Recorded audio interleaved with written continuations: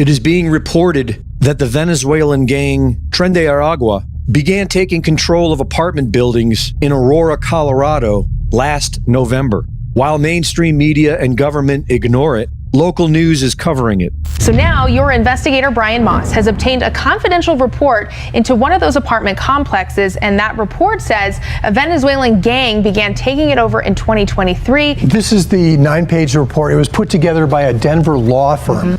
They say they were hired to look into the Whispering Pines apartments by the building's lenders. Last month, they sent this report to Aurora's mayor, city manager, and police chief. As recently as Tuesday, residents at the Edge apartment complex in Aurora pushed back on reports that a Venezuelan gang had taken over their building. But 5 miles away, at the Whispering Pines, a 54-unit apartment building in Aurora, this detailed letter asking for confidential treatment of the contents shared a different story. It was sent to Aurora officials on August 9th. With the investigators saying, the evidence we have reviewed indicates that gang members are engaging in flagrant trespass violations, assaults and battery, human trafficking, sexual abuse of minors, unlawful firearms possession, extortion, and other criminal activities. According to the law firm's report, the Venezuelan gang Tren de Aragua has threatened to kill, and in certain instances has apparently actively attempted to kill members of Whispering Pines management. The report says a consultant for the property management company was severely beaten and stomped by gang members and was hospitalized. The alleged incident recorded by building cameras with screenshots attached to the letter. The report relies on a property manager who said that gang members allegedly stabbed a Whispering Pines resident for refusing to pay rent to the gang. He also told the investigators the takeover began last November. The report recounts that this summer, the gang approached the property manager and told him they would help him out in exchange for half of all the rent that he collected. The law firm that wrote the report called that an organized crime tactic. The gang members then allegedly took over vacant apartments. According to the document, moved families into those units and started collecting rent. The law firm says this is a picture of gang members breaking into a vacant apartment so they could move a Venezuelan family in and then collect rent. This is our business plan, one gang member told a housekeeper. If he, the property manager, doesn't like it, we'll fill him with bullets. There are reports of this Venezuelan gang in Colorado, Illinois, and Texas. And according to a recent Dr. Phil interview with retired special agent with U.S. Immigration, Victor Avila, this is all being done by design. Venezuela, by the way, has the lowest murder rate ever right now. What does that tell you? Yeah, all the murderers are gone. They're here. Yeah. So is it true that they're emptying prisons? I mean, is this Cuba all over again? This is not a hearsay. There was a memo by DHS last year admitting that, in fact, they knew that Venezuela's government was emptying their prison and rehabilitation centers or drug centers, releasing them on purpose because they knew with instructions to make, if you were going to get out, you're going to make your way to the U.S. That is not, we're not making that up. That's true. It was reported on, and DHS admitted that was happening. And in fact, it has. El Tren de Aragua is heavily present in our country now. Okay, so you're telling me that DHS has acknowledged that Venezuela, for example, is emptying their prisons and their rehabilitation centers with the understanding you get out if you leave here and go to the United States? Yes. And DHS has, in writing, said, we know that's happening. We know they're coming here. We're processing them in and have no idea where they are. Correct. How many people are we talking about? Millions. And just Venezuela alone. Reporting for InfoWars, this is Greg Reese.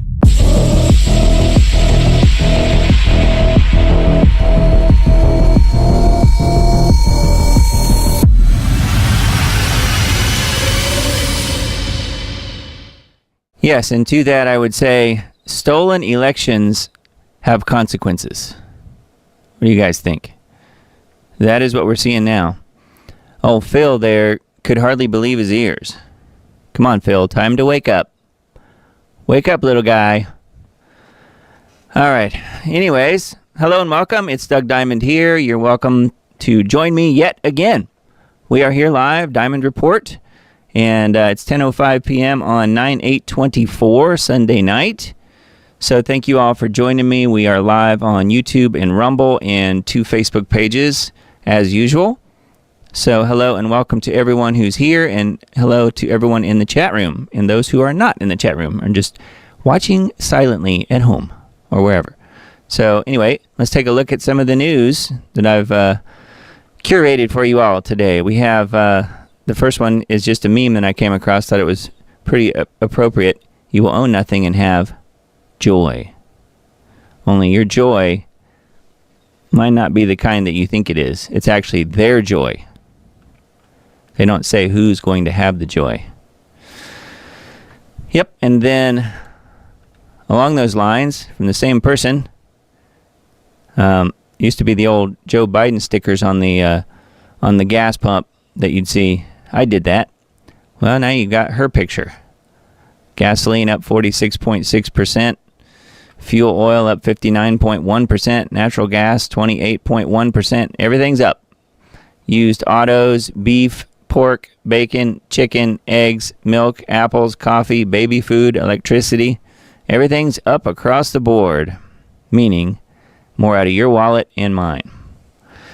Yep, we are officially in a really terrible economy and have been for probably at least the last 3 or 4 years. From what I can tell, what do you guys think? All right, let's take a look at HalTurnerRadioShow.com. The headline from just a little while ago, the threats are flying. Ukraine threatens Iran. Ukraine threatens Iran. Then Israel threatens Russia. The threats are flying. The issue of long-range weapons for use in attacking interior pre-war Russia is developing into a very big and dangerous situation. Threats are being hurled back and forth very publicly.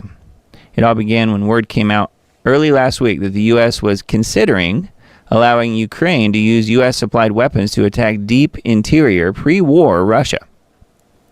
The Russians sent explicit written warnings to the U.S., which said if Ukraine uses long-range weapons to attack interior Russia, it will affect both sides of the Atlantic. What do you think that means? A few days later, at a meeting of the Ukraine Defense Contact Group at Ramstein Air Force Base in Germany, word leaked that the question of Ukraine using NATO or Western-supplied weapons to strike deep inside Russia was being discussed. Russia's ambassador to the U.S. then repeated publicly his government's written warning: if Ukraine uses long-range weapons to attack inside Russia, it will affect both sides of the Atlantic. Late this past week, word leaked from the U.S. and UK intelligence agencies claiming Russia had taken delivery of hundreds of Iranian-made short-range ballistic missiles for Russia to use against Ukraine. This revelation set off a firestorm of threats. Saturday, meaning yesterday, the Defense Ministry of Ukraine said that if Russia uses Iranian missiles to target Ukrainian civilians, then their response against Iran will be severe. Yes, you read that correctly. Ukraine just threatened Iran. But the really big development took place today from Israel. Israel announced that if Iran supplies missiles for Russia to use in attacking Ukraine, then Israel will supply long-range precision missiles to Ukraine to strike Russia. Yes, you read that correctly. Israel just threatened the Russians. Isn't that nice? Yeah, and then Hal's got his perspective on the page here. Ukraine and Israel both seem to have a Napoleon complex. I don't think he's wrong. Anyways, how about that? World War is at the doorstep, as we've been saying for a long time. It seems like they just keep pushing the door open just another inch every hour or two, it seems like. All right, then this other article he's got on his site. Some of this is for subscribers, and I am a subscriber on his website. However, I'm not logged in, so you won't see it. I can't give away his content. So if you want to see the video that's embedded here, you'll have to be a subscriber on Hal's website, HalTurnerRadioShow.com. But what I will read you is the public part that he's got on his site. Leaked Classified video from Israeli Apache attack helicopters showing the IDF, remember, the IDF, the good guys, quote unquote, attacked its own citizens on October 7th last year. And I think we already knew that, didn't we? Something we've all been saying. Well, there's a frame from the video. Leaked footage from the IDF proves it was them that took out its own citizens with Apache helicopters on October 7th at the Nova Music Festival, where they killed all those kids.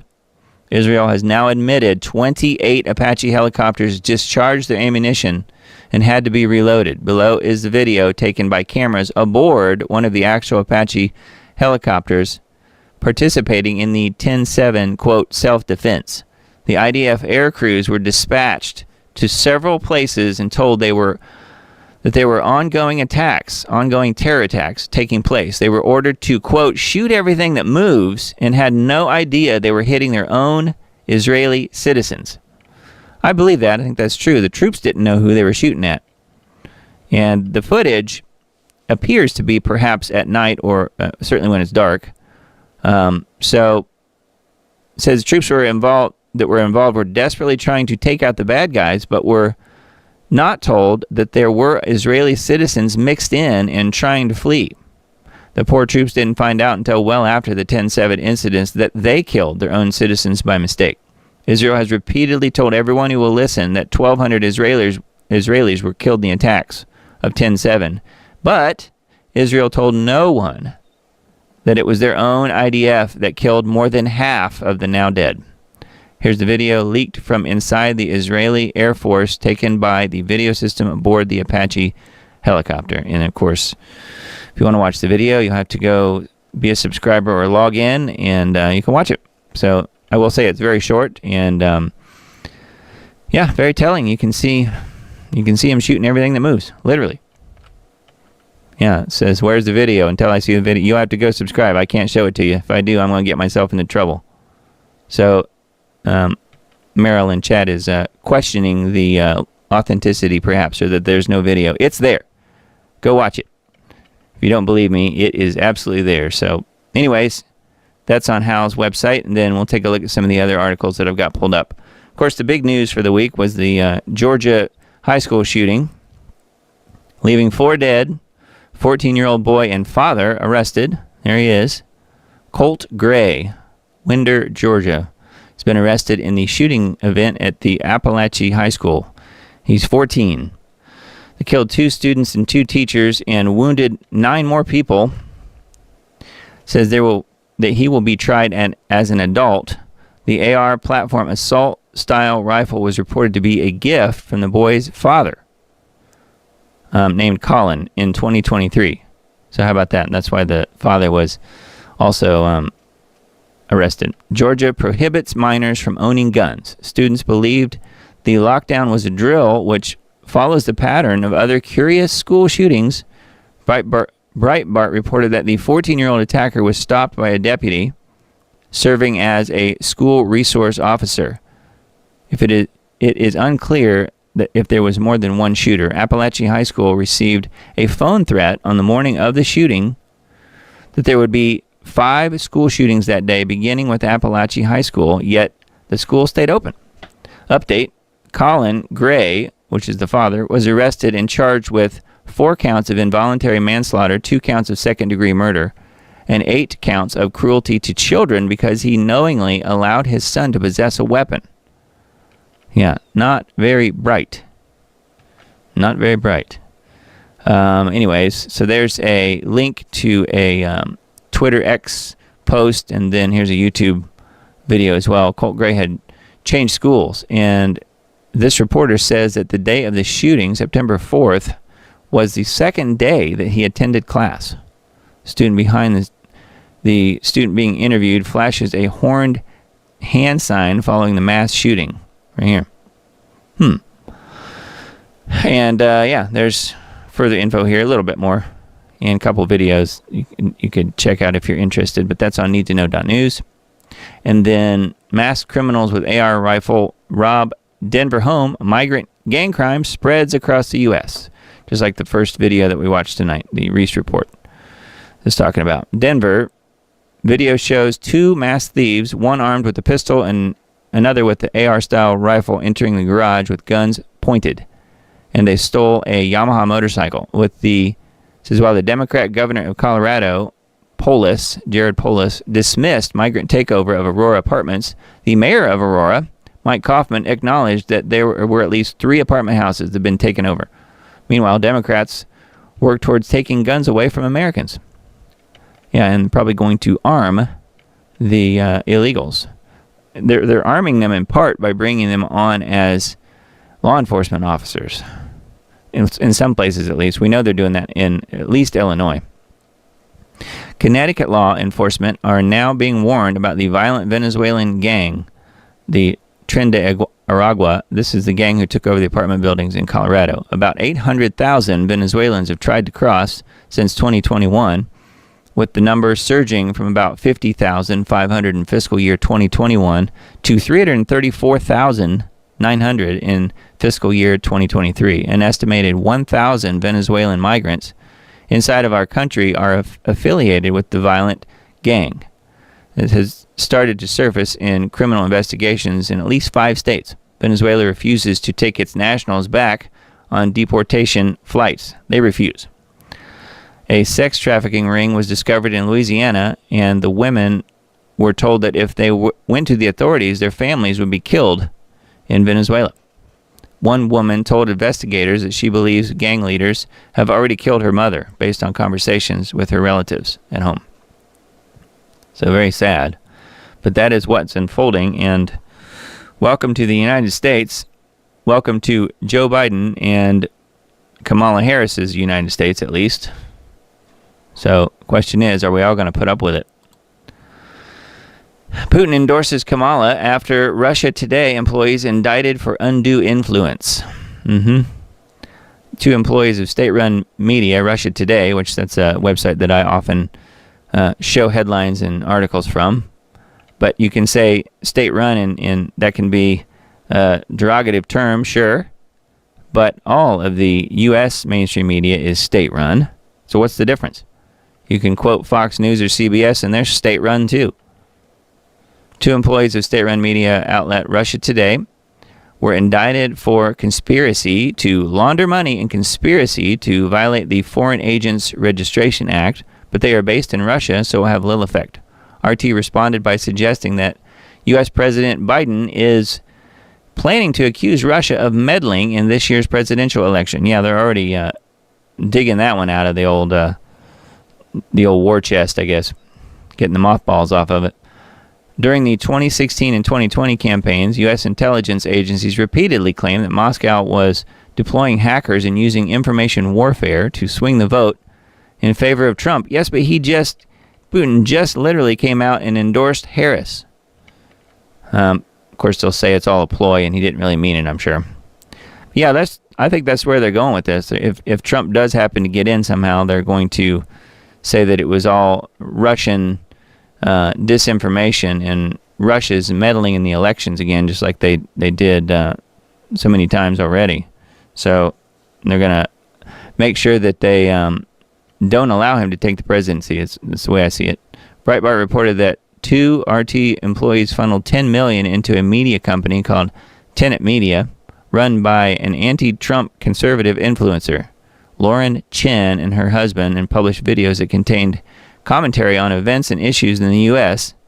So she's an anti-Trumper, and yet Russia's supposedly helping Trump? How does that work? Anyway, it says that commentary on events and issues in the U.S., such as immigration, inflation, and other topics related to domestic and foreign policy, Tenet reportedly never disclosed it had been funded and directed by RT, with neither the company nor its founders registering with the Justice Department as a foreign agent. The company allegedly had business arrangements with popular influencers such as Tim Pool, Benny Johnson, Dave Rubin, and Lauren Southern as talent. CBS reported that one unidentified influencer's contract included a $400,000 monthly fee, wow, and a $100,000 signing bonus, and an additional performance bonus, all for helping Trump, supposedly. I think a lot of those people, that they're mentioned here might be pro-Trumpers, but a lot of the videos they do aren't necessarily even politically based, from what I can tell. I don't really listen to any of these people, so I don't really know for sure, but from what I can tell, it doesn't seem to be the case.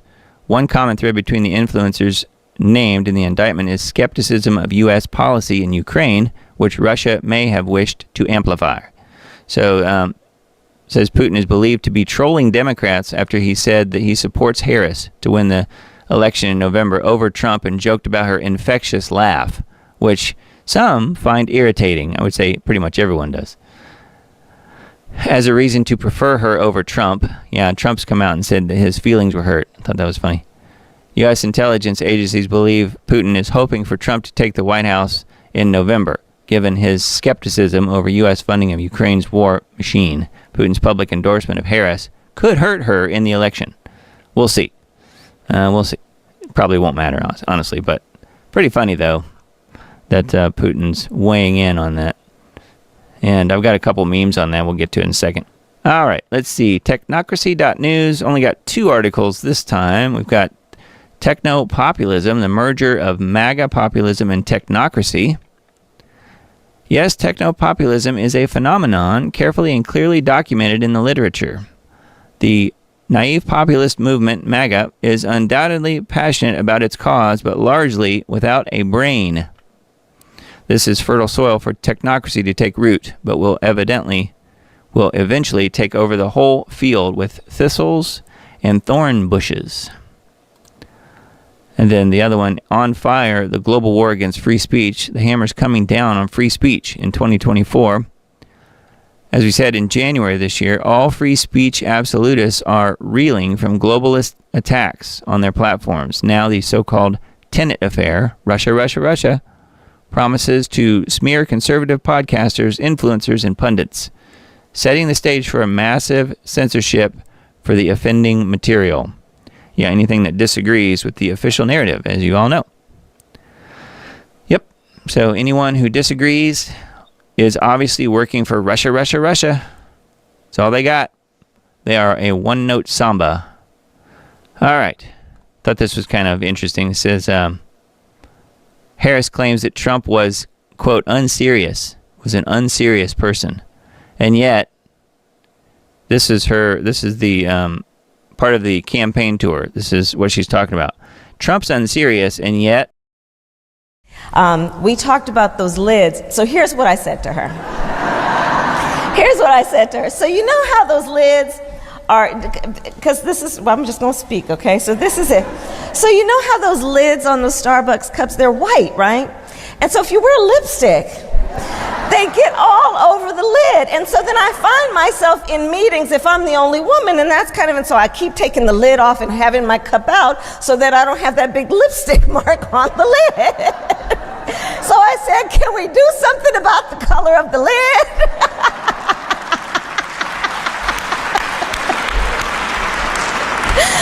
So that was that conversation. Yeah, that was that conversation, and there was her, quote, infectious laugh. You know, every bit of infection as Ebola, perhaps. So yeah, she says Trump's unserious, and she's talking about her lipstick on her coffee cup. Okay? If you say so. So this is the 2 memes that I found on Putin endorsing her. Russia is trying to influence our election again, Garland says, but Putin's wearing his Harris 2024 button. And then this one, white dudes for Kamala. Guess you've probably heard that by now. White dudes for Kamala. Well, there's one that will be happy when she gets in, I guess. But back to this tweet for a second. It says, Putin and Xi are on their knees praying every single day that Kamala wins, quote unquote wins, after weeks of vote counting after Election Day. Yeah. I don't know. I'm not so sure I buy that Putin really thinks that, but he is trolling her, I believe. So, and speaking of Crazy Harris, this is another must listen, according to this tweet, and I agree. Judge Joe Brown, if you guys know who he is, pretty funny guy. I think he knows what he's talking about. Brown absolutely destroys Harris, calls her a media-crafted fraud. Maybe you could answer the question most of America is asking outside the Democratic Party or Oprah Winfrey at the DNC. Who is Kamala Harris? She's a fraud. In what respect? She is an image that's been carefully crafted. You can start with what she is. She has a certain paint job, but that doesn't make her what she claims. And we have somebody that has a fabricated reality. I was just mentioning it a minute or two ago. She talks about she was that child on the bus integrating the schools. And if this was in California, I don't get it, because at that point I was a school teacher in L.A., California, and we didn't have segregated schools. When she got in kindergarten, first, I was a playground director with the city school system. We didn't have segregated schools in the entirety of California. Both of my parents were school teachers. What they did is they shuffled the teachers around, but right, you went to school in your neighborhood. So I don't know where that study came in. So smoking dope in the dorm rooms, listening to Tupac. He was 11 years old when she was in the dorms, and when he cut his first single or release, he was 21, and she was a prosecutor in Alameda County, California. So that was a story. Where do we go with somebody that will tell those things? Yes. And that was a story she told to Charlamagne the foundation. God. So when she goes to Howard, she graduates, becomes a lawyer, and becomes a DA. What kind of DA was she? She was run-of-the-mill. She got some advantages when it came to running. She had a boss that she clashed with in the end to run against him after she disappeared for a couple of years. Nobody quite knows when. So what happens between 1998 and 2004? What is she up to? How does she finance the run? Well, she's with Willie Brown, the mayor of San Francisco, who had been head of the Democratic Party caucus in Sacramento. And he got her a job when she was in her 20s, where she was supposed to nominally be working 15 hours a week, but actually it amounted to 1 or 2 appearances a month. And she was getting paid $72,000 a year for that. And then he ramped it up so she got more than $120,000, being on a medical advisory committee where most of the rest of the committee members were all 70 or above, because they'd had a lifetime in the field of medicine, which she did not. So she got $120,000 a year to finance what became a campaign for Attorney General in the San Francisco area. A couple of things I want to bring up too, in terms of her being tough on crime, and we're going to look at that West Bank thing should be looked into. I hear that, but when you talk about being tough on crime, she proposed a bill in 2005 that essentially would allow you to be arrested 3 times before you actually went to jail. The police chief at that time pushed back on it and says, "I can't buy." Heather Fong served as police chief until 2009. Says proposal is ridiculous. So when she says she was tough on crime, tough on the border, it doesn't seem in many respects her record reflects that. Is that the what did you find, Judge? That's like her being bused to school and her smoking dope in the dorm listening to Tupac. It's a fabrication. You put your finger up in there and see which way the wind's blowing, and that's what you try to do. Actually, her prosecutorial experience was an unmitigated disaster. I just interviewed a woman that was inappropriately caught up in that truancy thing for adults. A 9-year-old girl was caused to have a stroke, became paralyzed, and at 22 is still not fully recovered. So, Judge, just tell everyone, just real quick, what everyone said was, for example, if you cut school, they were actually pressing charges on parents. That was her idea, to stop truancy. Except in this case, the woman wasn't involved in that. The child was suffering from acute complications from sickle cell disease. But Kamala Harris sicked some press on the woman to wait outside her home while she was expecting assistance, and it turned out to be an arrest. And the girl was caused to have a stroke. You know, this kind of thing is bad, and that's not what a prosecutor is supposed to be, because the prosecutor is supposed to deliver justice, which includes every now and then standing up and saying, Your Honor, in the interest of justice, the state wishes to dismiss these charges. And she never did that because she always played it to the camera. And Judge, I watched you could talk for hours on this, but just to summarize, the American people have gotten one interview with the vice president. We'll see one debate with the vice president. If she becomes president, says she hasn't forgotten her values. She hasn't changed. If she becomes president, what are her values? What kind of president will she be? She's a fascist. You can see strength through joy. 90 years ago, last month, in Nazi Germany, they came up with a program, Strength Through Joy. And it was exactly the same as the one she's proposing. 90 years ago, same year, they came up with a bureau to suppress misinformation. Waltz and Harris have been pushing that. Yeah, Judge Joe Brown calling it like it is. Thought that was good. So that's on the Insurrection Barbie channel on x.com, formerly Twitter. So yeah, again, we'll link to these Twitter posts and articles in the Substack. So make sure you're on that list if you're not already. And then this is the clip from Dr. Phil that where he just couldn't believe that the prisons in Venezuela are being emptied into the U.S. But we saw that earlier with the Reese report, but we've got a link to that as well. DHS has confirmed that Venezuela has emptied their prisons and mental institutions and sent them into the U.S. Yep. A new law in Scotland threatens you with 7 years in jail if you misgender someone. So yeah, protecting free speech around the world. Yeah, right. So that's what's going on. That's a tweet from John Stossel. You may have heard of him. So yeah, Scotland, 7 years in jail if you misgender someone. That's where we are. Wow. ReclaimTheNet.org. Bill Gates laments First Amendment strength on misinformation. Advocates for a digital ID. Yep. Part of the Mark of the Beast system. Oh, Bill's looking pretty old there.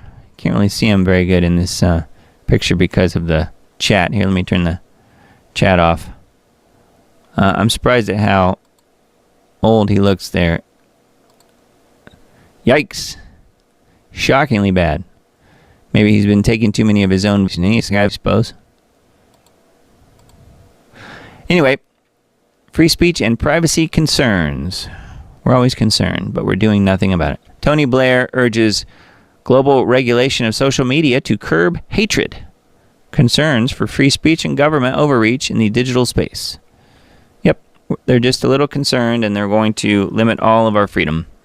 Sao Paulo streets surge with protesters after Supreme Court suspends Musk's X. Yeah, there are a lot of people in the streets protesting down in Brazil. No warning, no explanation. YouTube bans political commentator Taylor Hansen. YouTube faces backlash for banning journalists without providing clear reasoning amid indictment fallout. So he's part of the group with Tim Pool and all of those. So the Russia collusion, supposedly. UN Secretary General Guterres complains about misinformation and hate speech and calls for effective governance.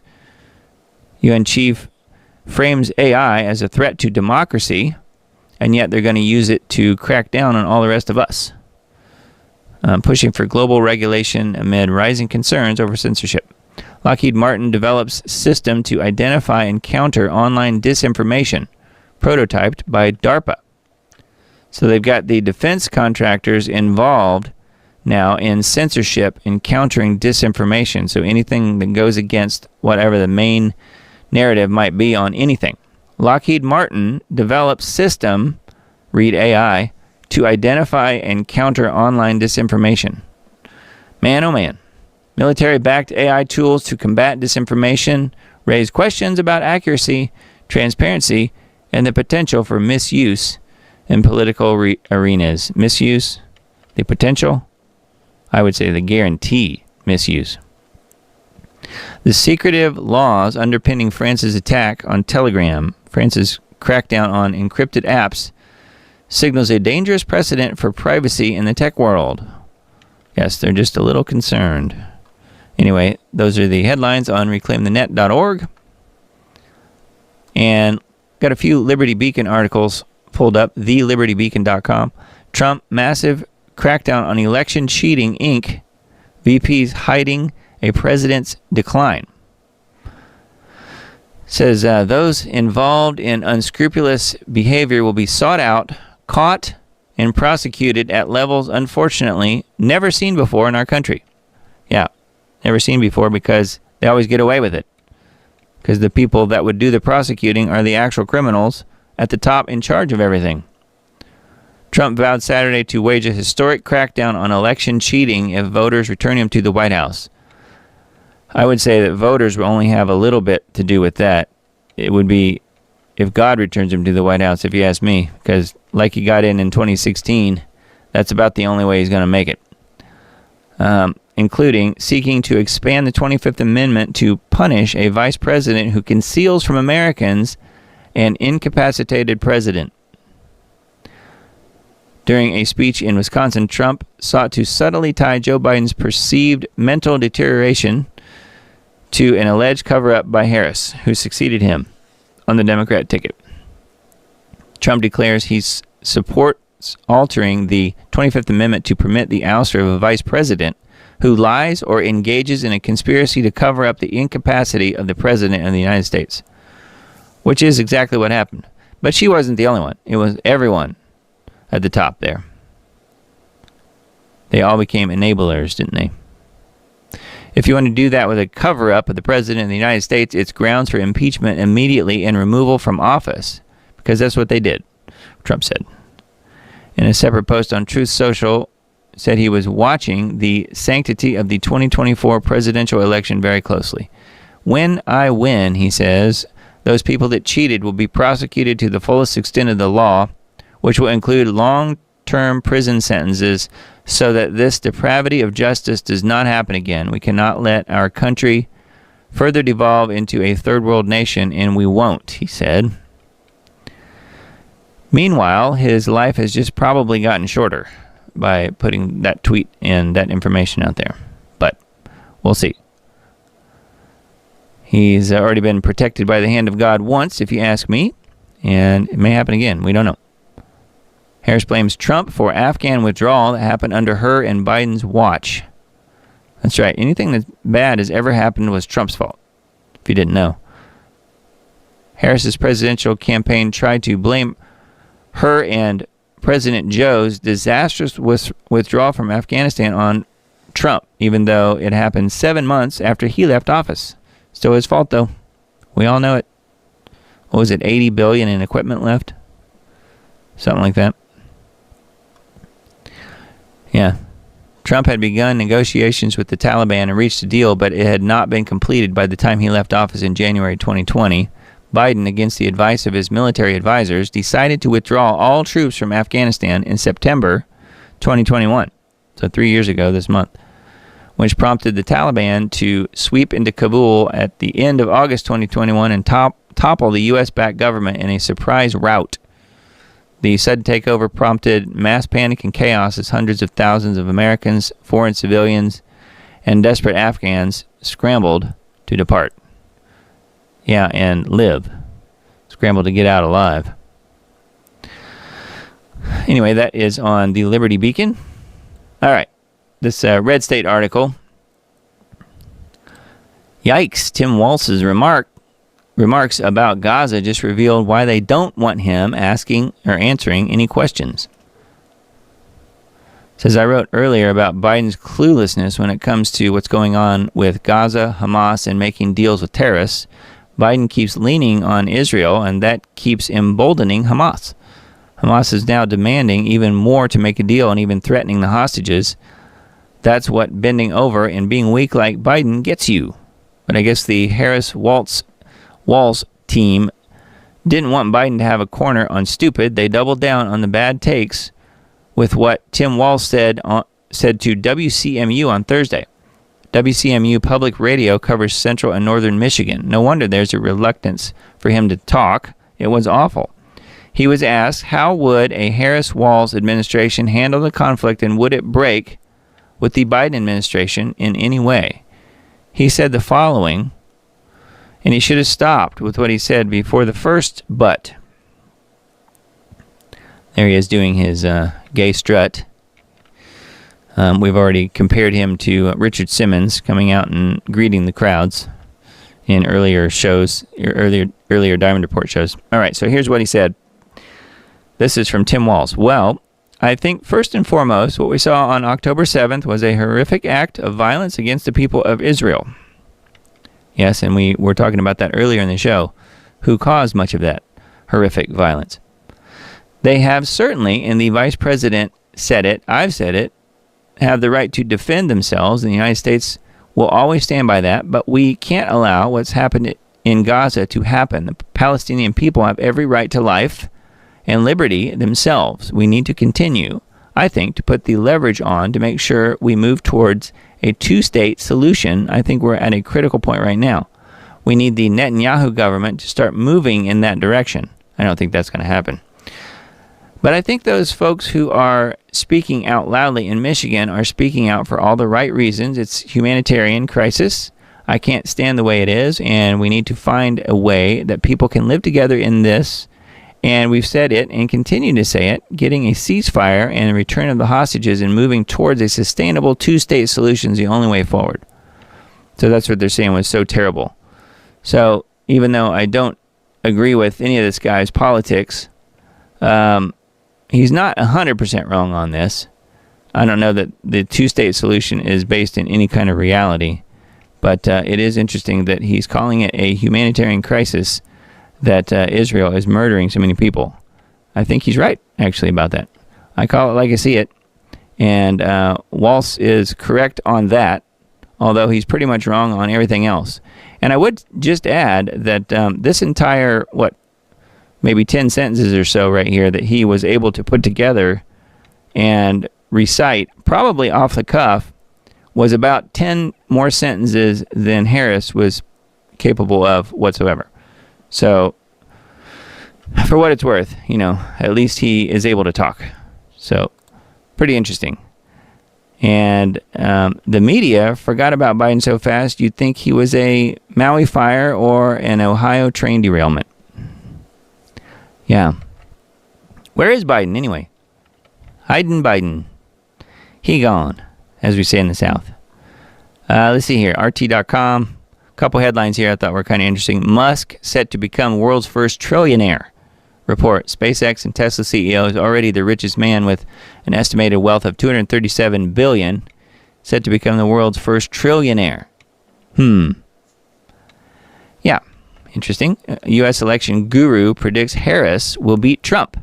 Historian Alan Lichtman accurately predicted the outcomes of all but one U.S. presidential election since 1984. Yeah, I read the article. The one that he messed up and didn't get right was the Bush-Gore one in 2000 when they had the hanging chads and they were counting all the, they were examining all the paper ballots in Florida. He didn't get that one right, but anyway, kind of interesting. He's saying that Harris will win. And when I say win, I mean win in quotes by cheating. Because she certainly wouldn't have enough legitimate votes to beat Trump, if you ask me. All right, let's see here. Musk to audit government if elected, Trump says. Trump told business leaders on Thursday about his plan for a government efficiency commission headed by the tech billionaire.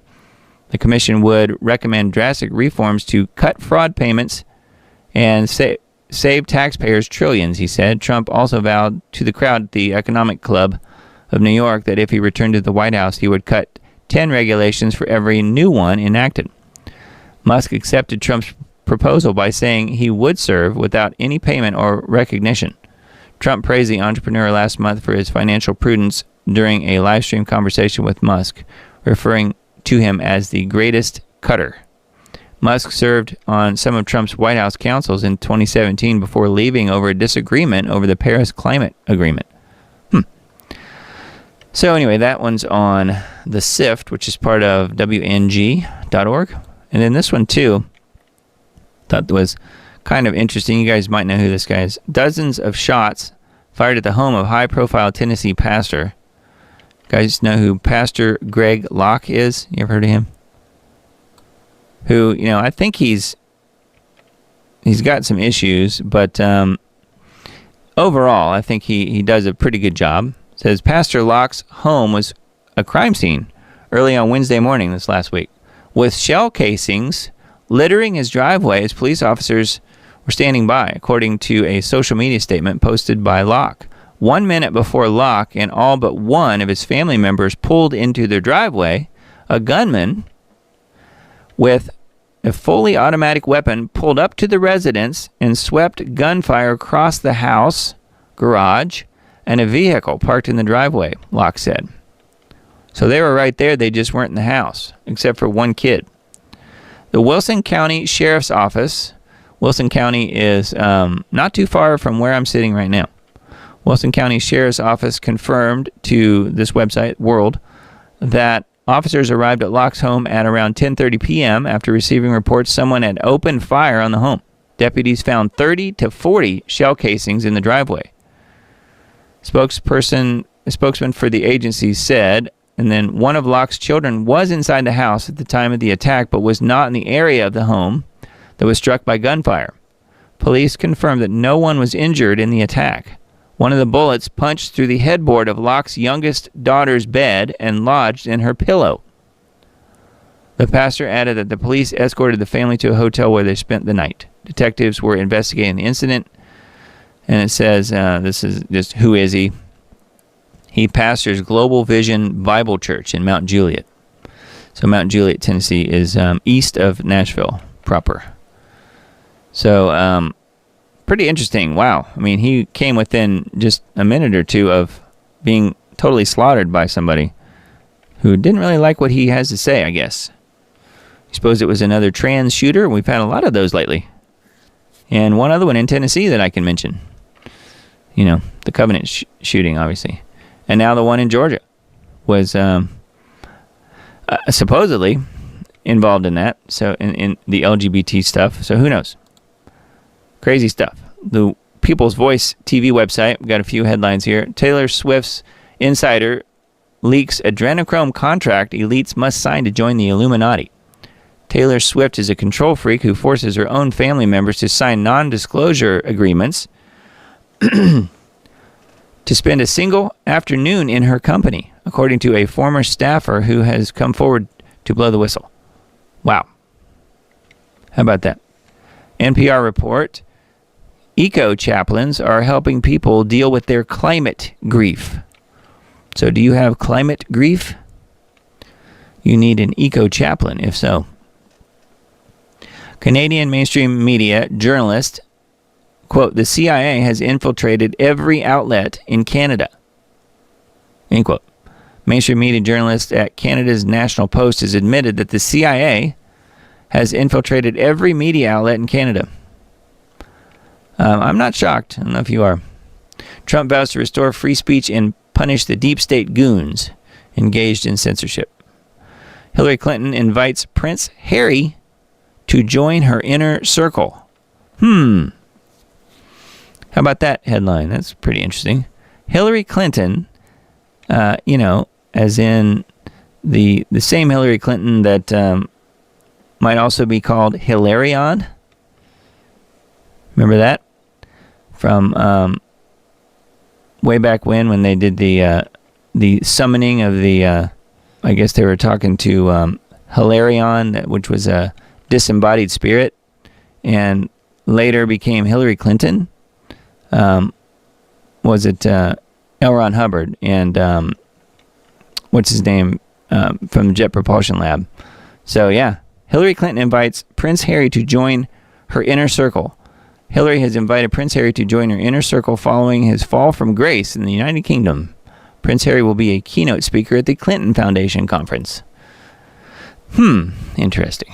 EU to begin deporting visitors who don't have Bill Gates' digital ID. The EU has announced plans to deport visitors who refuse to carry Bill Gates' digital passport when they enter the bloc. So, I don't know about you, but I will not be going to the EU anytime soon. Illegal immigrant caught planning the largest terror attack on U.S. soil since 9/11. An illegal immigrant with ties to ISIS has been arrested and detained after plotting the largest terrorist attack on U.S. soil since 9/11, as Harris's performance as border czar comes under scrutiny again. Or how about still? Those are the headlines on thepeoplesvoice.tv. And then headlines on Information Liberation. Fire away. Florida State Rep Randy Fine celebrates Israel killing an American citizen. He's all for it because she was on the wrong side. She was on the wrong side. He's all for killing her. This guy's a Republican. A Florida Republican. Says Jewish Florida State Rep Randy Fine reacts to news that Israel killed an American peace activist in the occupied West Bank by celebrating and encouraging the Jewish state to fire away and kill even more.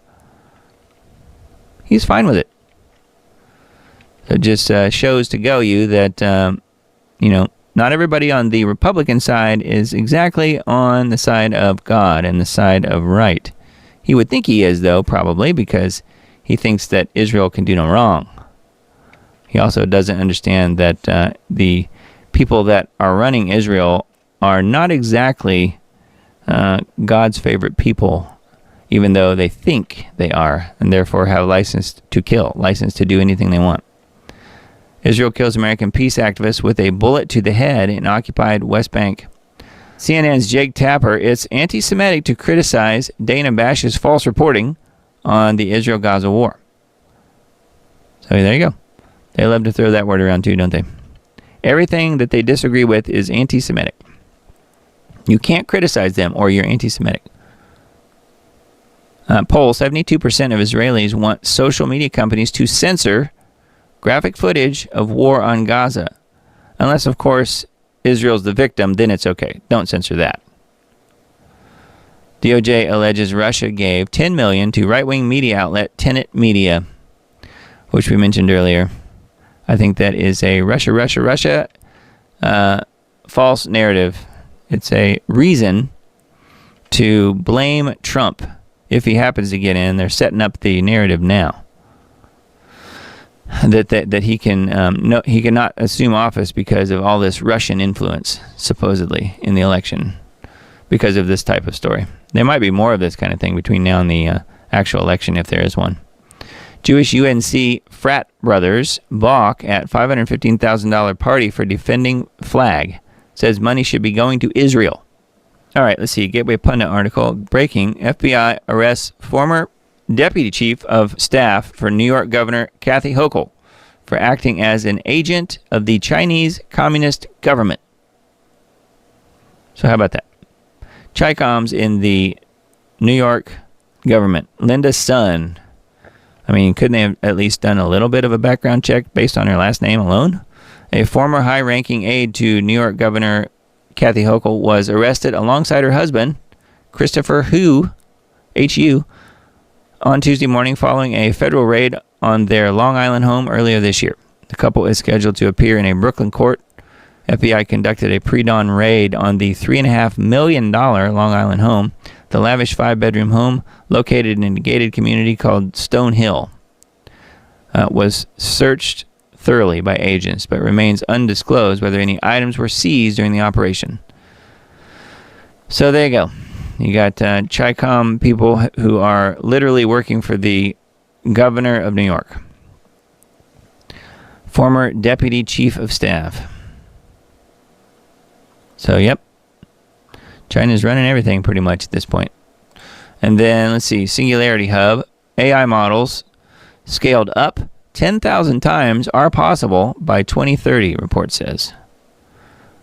Recent progress in AI largely boils down to one thing: scale. Around the beginning of this decade, AI labs noticed that making their algorithms or models even bigger and feeding them more data consistently led to enormous improvements in what they could do and how well they did it. The latest crop of AI models have hundreds of billions to over 1 trillion internal network connections and learn to write code like we do by consuming a healthy fraction of the internet. That's not good. It takes more computing power to train bigger algorithms. So get to this point, to get to this point, the computing dedicated to AI training has been quadrupling every year, according to nonprofit AI research organization Epoch AI. Should that growth continue through 2030, future AI models would be trained with 10,000 times more compute than today's state-of-the-art algorithms like OpenAI's ChatGPT-4. If pursued, we might see by the end of the decade advances in AI as drastic as the difference between the rudimentary text generation of GPT-2 in 2019 and the sophisticated problem-solving abilities of GPT-4 in 2023. Epoch wrote in a recent research report detailing how likely it is this scenario is possible. So that is not good. Not good. power, we'll need a lot of it. That's something that Trump's been talking a lot about as well. I'm going to build all these different power plants to power AI and stuff. I don't think that's necessarily a good idea. Yeah, I wonder what happens to AI when the grid goes down, Kathy says. That's a good question. I don't know. They probably would have backups, systems running on batteries and stuff like that for a while, but you wouldn't think it would last very long. So, who knows? Maybe the grid going down would only be for a few days. It's hard to say how long they would need to do whatever they need to do, if that's what happens. California's new AI proposals could impact memes. So I'm Reclaim the Net. California state legislature has passed several bills related to AI, including a ban on deepfakes around elections. The lawmakers squeezed these bills in during the last week of the current sessions in the state Senate and House, and it's now up to Governor Newsom to sign or veto them by the end of the month. One of the likely future laws is Defending Democracy. Wow, that's not a 1984 type of term, is it? Defending Democracy from Deepfake Deception Act. How about that? Which claims to regulate how sites, apps, and social media, defined for the purposes of the legislation as an online platform, should deal with the content that the bill considers to be materially deceptive related to elections in California. Namely, the bill wants such content blocked, specifying that this refers to specified periods 120 days before and 60 days after an election. So just when they're still counting the votes, I guess. The campaigns will have to disclose if their ads contain AI-altered content, which is pretty much all ads these days. Yeah, Verba Homefront says, no, not my memes. I know. Well, this is just California. But of course, if it's happening in California, then it's probably going to be happening where we are too. But yeah, it's pretty interesting. They're trying to pass a law on memes and AI specifically. The IMF admits in paper that CBDCs would allow personal data to be collected and stored and provided to police, creating a surveillance state. The IMF, the International Monetary Fund, has disclosed in a new report discussing the safety risks surrounding central bank digital currencies and fears people have about them. In its report, the IMF concedes that the central bank could collect a plethora of private data and could even return this information to authorities, acknowledging some of the animosity those critical of CBDCs have had about them. So yeah, the CBDCs, the information will be turned over to the authorities, confirming what we all already knew. Yeah, the IMF, the World Bank, they're all part of the same team. So, not good. That's on Wine Press. And then Zero Hedge, Great Replacement Job Shock. 1.3 million native-born Americans just lost their jobs, replaced by 635,000 illegals. It says immigrants, but they mean illegals. At the start of the year, many months after we pointed this out, the biggest untold story in the U.S. labor market was the Great Replacement, which is a plan, it's a UN plan, called replacement migration, right? The Great Replacement of native-born workers with foreign workers, most of whom we subsequently learned were undocumented immigrants, i.e. illegals. We asked how it is that the ongoing replacement, because that is what it is, of U.S. workers is not the biggest political talking point right now, considering that since October 2019, native-born U.S. workers have lost 1.4 million jobs. Over the same period, foreign-born workers have gained 3 million jobs. Well, it's not the biggest talking point because, well, Trump's been talking about some of this, but of course, the Borders are there, who's running her own campaign, supposedly. Thinks she's done a fabulous job and would just say that she wouldn't answer the question. I'm sure that would be what would happen. She would just simply talk about her mom instead. All right. And then this one's an interesting one. This is something I wanted to play. I've shown this guy before on this show. This is from the Law of Liberty channel on YouTube. And he's talking about the Noahides. The Noahide decapitation. So yeah, let's check this one out. I saw the souls of them that were beheaded for the witness of Jesus. You understand, there are Christians that have already been beheaded for the witness of Jesus. And it's foretelling us that it will happen again. Those that will not receive the mark, the devil will behead people. This is what the Bible is telling us. Notice what it says. They're beheaded for the witness of Jesus and the word of God. Why? Because they wouldn't worship the beast or his image. They didn't receive the mark in their forehands or in their heads. They lived and reigned with Christ 1,000 years. I want to share something with you called the laws of Noah. Have you guys ever heard of the laws of Noah? Well, if you didn't know it, our government says this is what our nation was founded upon. Now, wait a minute. I thought surely the Ten Commandments, if anything, right? I mean, we have this big debate about the Ten Commandments in schools. Well, really, Jesus brought it down to one commandment, love. Love God, love your neighbor, right? Education Day USA was first celebrated on April the 20th, 1986, and was designated by Congress in House Joint Resolution 582. The purpose of the day was to explain and teach about how the United States was founded on the 7 Noahide laws.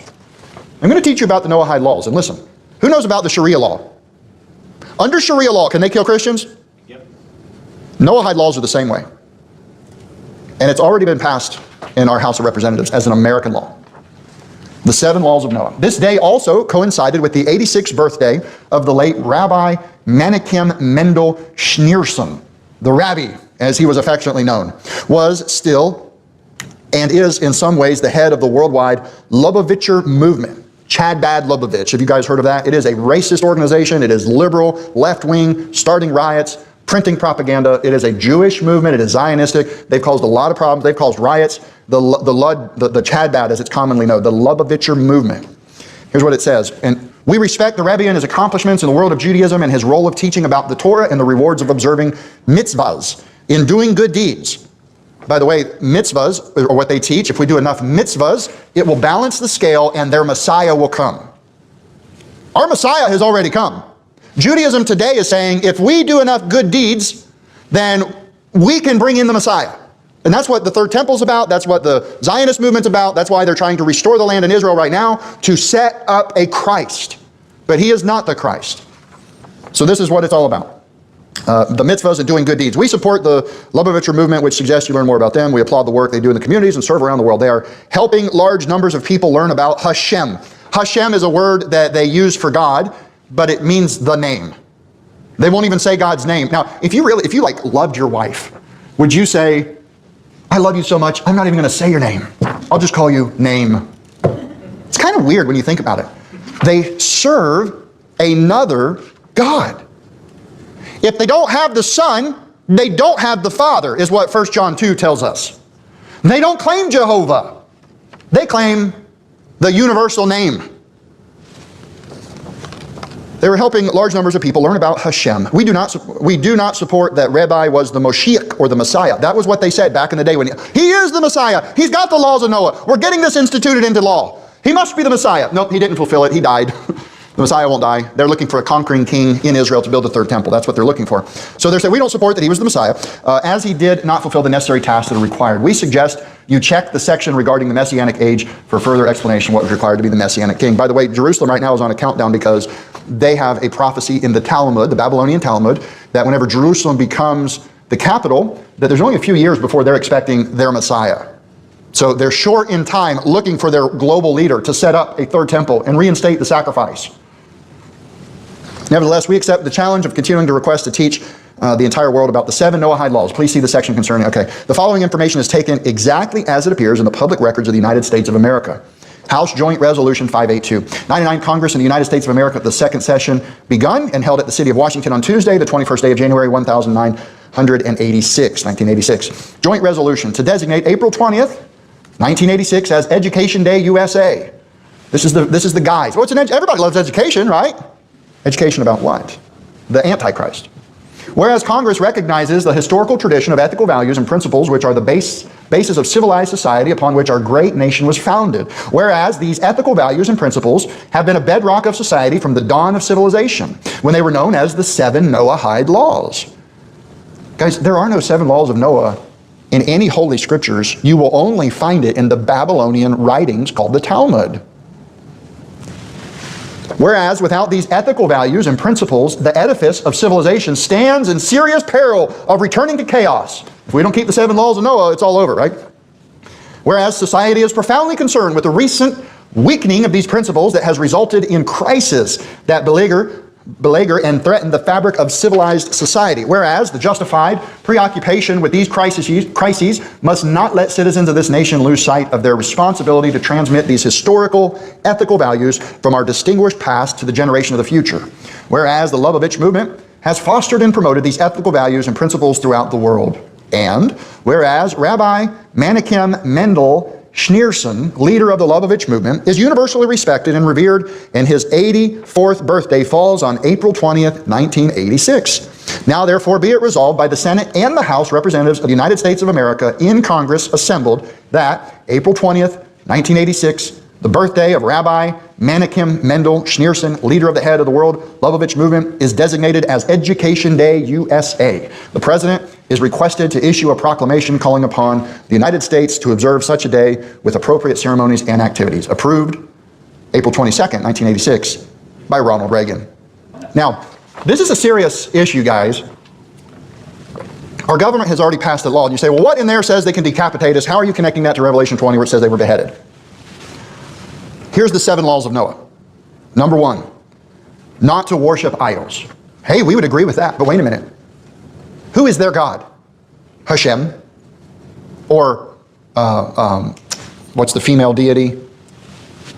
Shekinah. You ever heard somebody talk about the Shekinah glory? This is a pagan deity that comes out of the Talmud, and people in churches preach it like it's God's word. They have a false God. And they say if you disagree with their God, which at this time will be the Antichrist, he will rule by the 7 laws of Noah all around the world. And if you disagree with him, then that's called idolatry. If you say, no, you're not the Christ, Jesus was the Christ, they would say that's blasphemy and idolatry.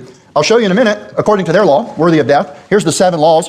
Not to worship idols. Do not curse God. So if you say, he's the Antichrist, they'll say, you're cursing God. You should be put to death. Do not commit murder. Sounds good. Do not commit adultery or sexual immorality. Sounds good, but I also have to warn you about the Talmud, that it specifically, it says if you can molest children, and that's not called normal adultery. It's bizarre what the Talmud teaches. It's horrible. Not to steal, we can agree with that. But now in the Talmud also it defines those that are not Jewish as cattle, like we don't have a soul. We're called goyim. We don't have a soul. We're soulless. We're goyim. We're cattle. It's okay to kill or steal from cattle. They don't have a soul. They're not eternal. Not to eat flesh from a living animal, and to establish courts of justice. Notice number 7 is to establish courts of justice. This is what the Antichrist is going to operate under, and they're getting it passed all over the world. They're even getting it put into place in certain states, and this is how they're going to operate. It's called the 7 laws of Noah. Do your research. Now, this is what the Talmud says. This is one of the Talmudic jurists. That's one of their rabbis. Here's what they say. How must the Noahides fulfill the commandment to establish laws and courts? They are obligated to set up judges and magistrates in every city to render judgment according to these 6 mitzvos. 6 laws for the Jews, 7 for the Goyim, the Gentiles, and to admonish the people regarding their observation. A Noahide who transgresses these 7 commandments shall be executed by decapitation. That's the Talmud. It's the Talmud that teaches us that there's a Abraham's bosom in hell. It's the Talmud that teaches us that Jesus burned in hell. It's the Talmud that teaches us these, but these doctrines have made their way into Bible-believing churches, and they just repeat it as if it's true. And I'm here to warn you that the National Education Day that our government passed is a conspiracy against Christianity. It's a conspiracy against the Bible. Yes, it is. It's a conspiracy against the Bible. So I thought that was pretty good and very well done. Very well done by Pastor Fannin is his name. Pastor Fannin. Adam Fannin. I think he does a good job. I like his delivery and what he's saying in particular. Law of Liberty on YouTube. He hasn't been banned yet for preaching the truth. But very interesting, and yes, that's exactly what I thought on the Noahides. And unfortunately, it all was signed into law during Reagan. Of course, he probably had no idea. Just like he had no idea when he signed the law as well that enabled the sky manufacturers to be free from any sort of liability. I guess he didn't see those two things coming, did he? Anyways, I just wanted to pass that along. I thought that was pretty interesting. He also did not mention all of the, during the Obama administration, we had all of the guillotines coming in too, right? Many people are thinking and have made videos on all of the guillotines or guillotines, however you want to pronounce it, have been put into position in many of the maybe Masonic lodges and places like that where judgment will be rendered one day. Yeah, so we'll see. We'll see how it all plays out, but it is not looking too good. We know it happens, obviously, because the Bible talks about it. Emily says, do not commit murder unless it's a Christian. Yeah, that's exactly what they mean. So anyway, very interesting, and there is some interesting correlations here with the fact that it's April the 20th, and yes, that is Hitler's birthday. Someone mentioned here, Susan mentioned here in chat, 420, same birthday as Hitler. Yeah, he was April 20th, 1889, I think. So yeah, I'm sure it's a total coincidence, but it happens to be old Schneerson's birthday too, so him and Hitler shared the same birthday. Not too surprising, really. Anyway, there you go, Lubavitch. Verba Homefront says, it says Lubavitcher, but I see Lucifer. Yeah, it is very similar. So I just wanted to pass that one along. I thought that was very well done. All right, altmarket.us, time to rebel. We are now entering the total censorship stage of global tyranny. Something that I've been harping on week after week on this show, while I can, because I feel like not knowing exactly when this whatever is going to happen, say you can call it a nuclear event or World War III starting, my thoughts are that as soon as it happens, that will be when they come in with the total tyranny worldwide. And freedom of speech will be no more. So, and we're talking worldwide, at least in the West. Maybe just a few weeks away, maybe a few days away, maybe a few months away. No clue. But I do think it's coming very soon and very fast. The authoritarian regimes of the past century have all followed a pattern of events that is generally predictable. Almost every totalitarian government has been inspired by the ideologies of the political left, meaning increasingly bigger government, socialist control of resources, the melding of bureaucracy and corporate entities, demands for, quote, social justice, collectivist propaganda, the abandonment of individual merit for the sake of the state and the greater good, Marxism, not just from an economic standpoint, but also a cultural standpoint, and finally, the adoption of futurism. Futurism is, in my view, according to the person that wrote this article, the key to all modern authoritarianism. It's a philosophy that has been present at the birth of nearly every major despotic government in recent memory, and is the root of leftist ideology today. Futurists argue that history is, for the most part, dead weight. They believe that every notion of heritage, the lessons of the past, the ideals and principles of our forefathers are all irrelevant. Futurists think nothing is sacred, and that all new ideas are superior to all old ideas.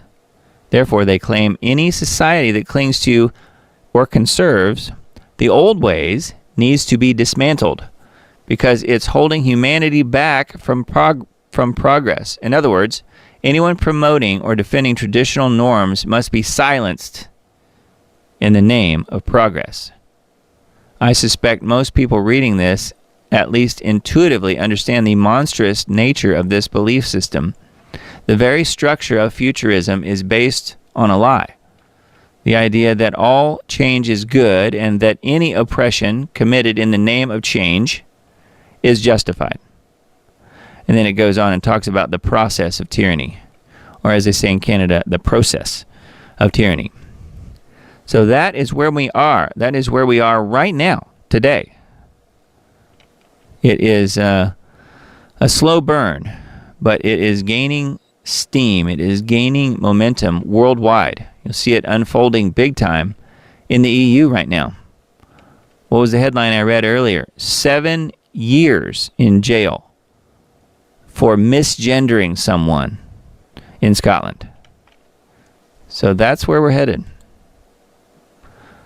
Daily Mail article, more than 1.7 million therapy logs for American patients are exposed online, and leak includes the video sessions. So it's not just the information, it's the video too. Supposedly protected recordings. Yeah, right. Psychological profiles and therapy sessions for thousands of patients, including telehealth, audio and video, and even driver's licenses, has leaked to the open web. Yeah, get how this happens. You probably won't be surprised.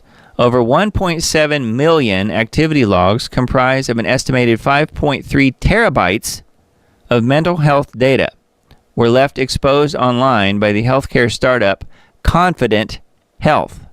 Might as well be called Confident Security. For the Austin-based firm, Austin, a sanctuary city, which promised to, quote, build the next generation of virtual care for those seeking addiction treatment and other behavioral therapies, had left its patients' confidential information exposed via a non-password protected database. You don't do that. You have to be trying to be that stupid. Seriously. This is some stuff that I deal with. I don't deal with healthcare companies in my website building service that I offer from my company, but I do often deal with databases pretty much every day, and they're always password protected. There's so many red flags on not password protecting a database. You would have to be trying to be that dumb. The severe privacy lapse, to say it very, low key, severe privacy lapse comes amid a summer of catastrophic leaks, including July's Independence Day Rock U 2024, which exposed an astonishing 10 billion passwords to cybercriminals. And all they have to do is employ AI to try all those 10 billion passwords on whatever they want. See how it works? And a massive breach of U.S. Social Security numbers, which just happened a couple weeks ago. So all of this, I'm reading all of this so that you understand this is the reason, one of the main big reasons that they're going to bring in this global ID, this digital ID. They're going to bring it in because they're going to say, see, passwords are compromised. We can't trust passwords. Passwords, of course, obviously if you do the password right, it's very, very secure. We can't trust the passwords because look what's happened. All these data breaches, we have to tie it to your biology. And we're not talking just an eye print or a facial recognition scan. That's not good enough. Not even a fingerprint. Nope. It's going to have to be nanotech that then is scanned by an infrared device, aka the Mark of the Beast system. So they've let all these leaks happen on purpose. All these data breaches are happening on purpose, guaranteed. It's not just coincidental timing. They're letting it happen so that they can bring in the one world system to control all of it, even though they're the ones that have created the problem to begin with. Problem, reaction, solution. So anyway, there's quite a bit of info on this particular thing on Daily Mail, talking about the therapy logs, 1.7 million therapy logs for American patients. But yeah, that's where we're headed. I just wanted to point that out. Another data breach. I thought this one was kind of interesting. I've noticed the Democrats are starting to side with the pro-nuclear crowd, people who want more nuclear plants. Michigan, plotting to reopen a shuttered 1970s nuclear plant. Says calling Homer Simpson. Power Hour. After shutting it down in 2022, Michigan is making an abrupt U-turn and is now planning to reopen an old 1970s nuclear power plant, according to the Wall Street Journal. When it starts operating again in about a year, the Palisades plant would become the first decommissioned nuke plant in the world that would go back online. A feature that bucks the trend in old nuclear power plants going permanently dark, such as in Germany. And there's serious money behind this. The federal government and the state are pouring $2 billion into the plant's refurbishment and reopening, a move that seeks to address AI data centers' hunger for ever more electricity. So back to the AI stuff, what Trump's been talking about. We need more power to power these AI data centers. That's what he's been saying. And they're saying that that's one of the reasons that they're going to fire this thing back up again.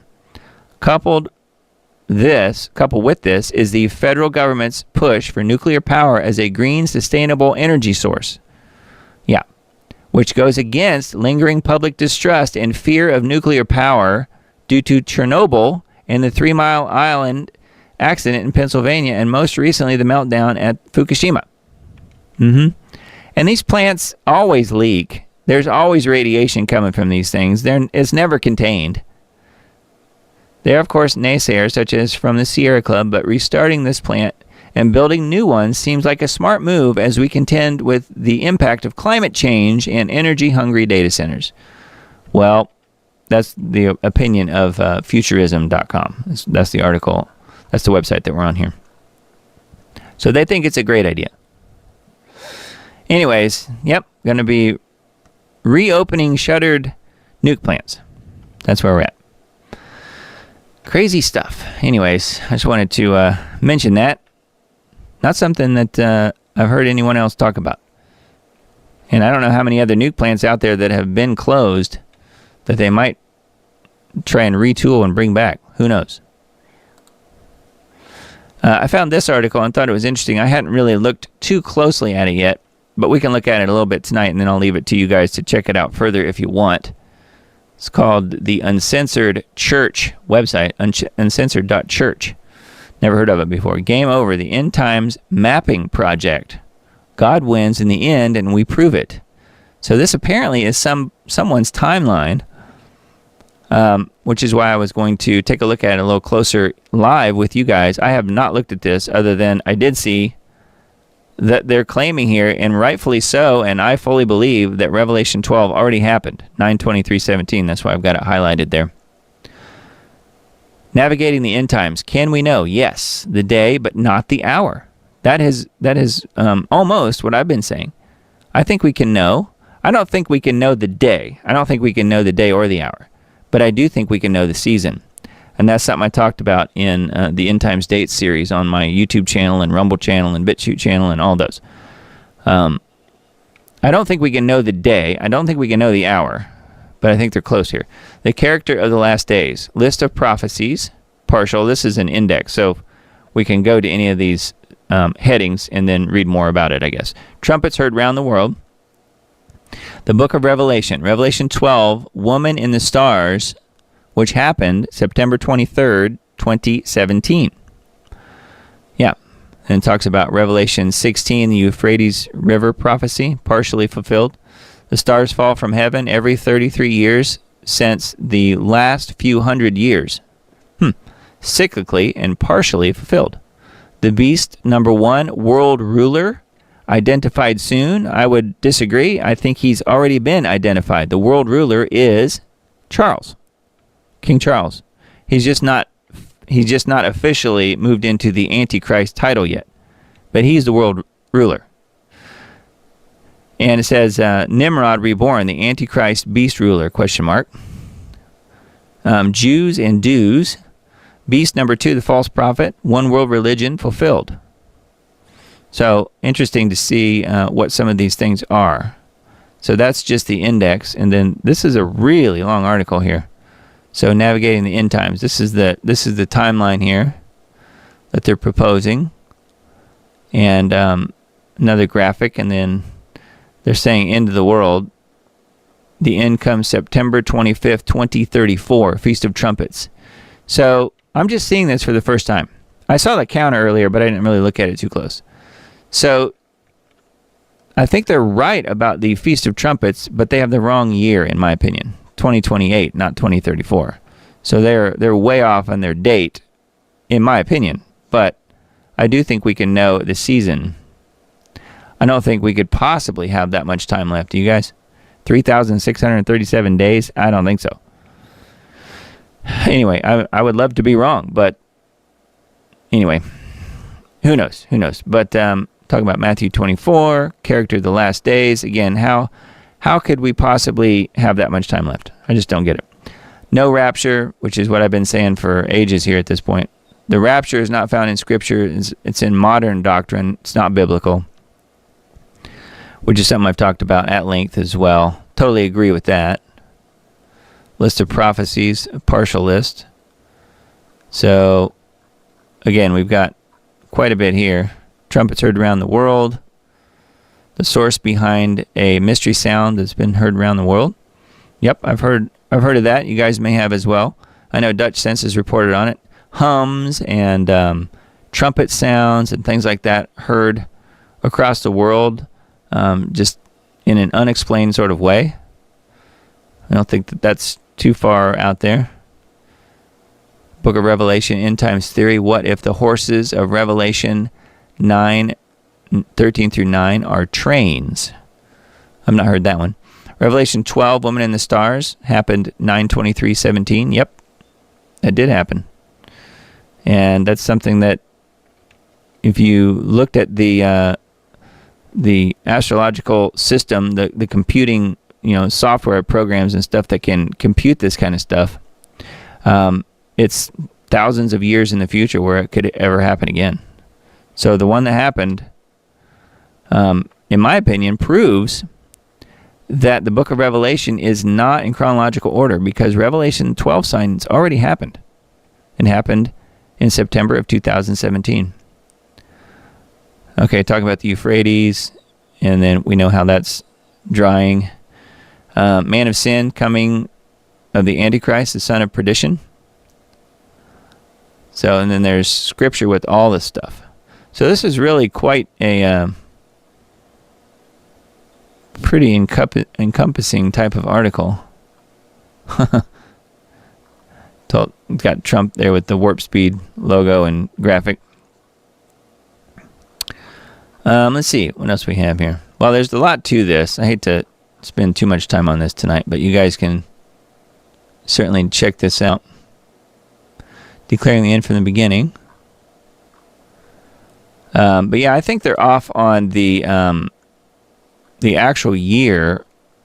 I don't think it can possibly be that much further before the return of Jesus, but there's so many things that are already the ball's already rolling on, like the mark of the beast and all this stuff. So I don't know. This article may have something about that. I haven't seen it, but again, I'm really only looking at this for the first time.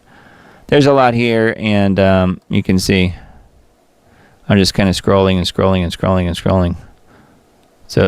So maybe this is something that we will look at a little bit closer if you guys want to. I'll have to spend some more time researching it, but it just goes on and on and on. Let's go to the end here and see what it says. The end says end time. So many people are talking about writing about prophecy. We need to take a look at what the Bible actually says about the end time. We understand what happens at the time of the end by understanding the beginning, the story of Genesis. Torah is a parable and has prophetic meaning. What's happened in the past will happen again in the future. So, interesting. They've got lots of different numbers and stuff inserted here, so I'm not exactly sure what all that's about. Anyways, feel free to take a look at this if you guys want to. We'll link to it on the Substack post. Pretty wild. Crazy stuff. But it's one of the only timelines that I've really come across that is similar to this one. and at least as far as some of the way things may unfold a little bit. So yeah, we'll see. But as you guys know, 2028 is what I'm thinking at this point, based on so many different things that I've been over in the past. All right, so let's move on here. Let's see where we left off. Headlines on Natural News, naturalnews.com.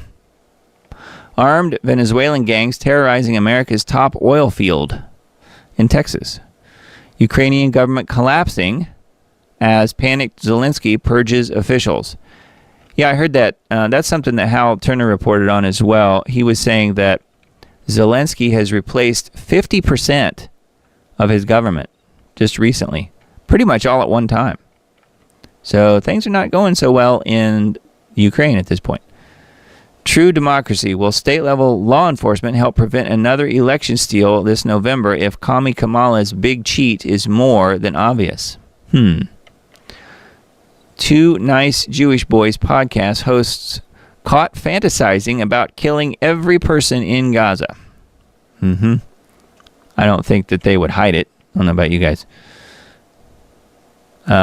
Is Reuters being ordered to print fake news to manipulate the oil market and keep fuel prices artificially low before the election? Yeah, have you guys noticed that? I've noticed that the gas prices around here where I live are lower. And I was thinking, well, it must be election time. We have school shootings ramping up and gas prices going down. But they're not connected to the election. No, not at all. Putin endorses Kamala. And let's see. Several other articles here. I thought this one was kind of interesting. Do you guys know about this? I don't have any of the clips pulled up, but you can find them on X really easily. Amazon's Alexa AI refuses to give reasons why voters should pick Trump, but heaps the praise on Kamala. Yep. It is pretty funny. People asking it the same question over and over and over. Give us a reason to vote for Trump, and basically it says it can't talk about political stuff, and then they say, well, give us a reason to vote for Kamala, and it goes over all of these wonderful things that she's done and supposedly and all these things that she supposedly stands for. Pretty funny. But it's not jaded. No, not at all. It's not Amazon AI or anything. LeoHoman.com. Washington think tank says Ukraine's biometric digital ID is a model of success for other nations to replicate, which is what we were talking about earlier tonight. Not Ukraine, but just the digital ID, where it's headed very, very quickly. The government of Ukraine is leveraging the country's wartime footing to fully digitize its citizenry with biometric digital IDs capable of tracking and controlling a large portion of human activity. See, that's where we're headed. That's why I think, and they've had the war there in their country for some time now. I think that's where it's headed for the world. World War begets world IDs. It says, and according to a prominent American think tank, Ukraine's digital ID app called DIA is increasingly viewed as a model for other nations. So that is the first time I'm reading that. How about that? How about that? Look at this. DIA. D-I-Y-A. And what might the world currency be called? Diem? Dia? And Diem. How about that? Is that a coincidence? And then the next article on leohoman.com, Kamala says the quiet part out loud, government oversight needed to police the internet and rein in thought criminals, such as you and me. And obviously these guys. Global crackdown on free speech continues unabated. If you think it's relegated to countries like China, Cuba, and North Korea, think again. Nope, it's pretty much all of us. If you're alive, you're going to be censored. This one, Thailand publishes administrative roadmap to become the world hub for plant-based meats. That doesn't sound good. This review of laws and regulations is significant since Thailand's Food and Drug Administration recently drafted new labeling regulations prohibiting meaty terms and animal imagery in plant-based meat and dairy products. So new labeling regulations, you can't use meaty terms and you can't use animal imagery in plant-based meat and dairy. Thailand's Trade Policy and Strategy Office at the Ministry of Commerce has developed a roadmap to transform the country into a hub for the global plant-based market. So they're going to use Thailand. Bill Gates is probably already building a plant there, is my guess. See if it mentions him.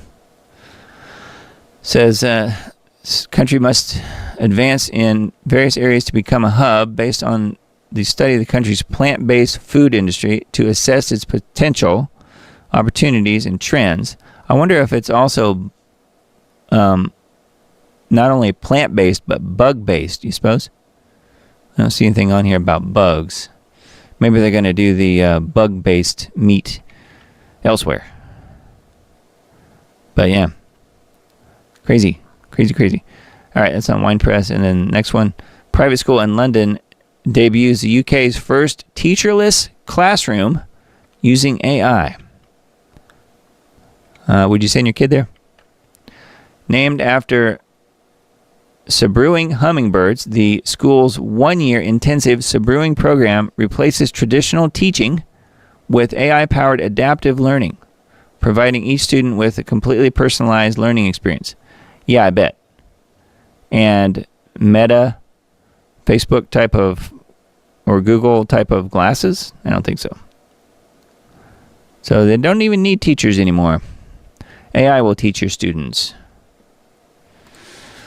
It says, launch of new, very accurate AI facial recognition search engine raises privacy concerns. They're just concerned. A tool which scans a large number of websites every day is able to find almost any face online.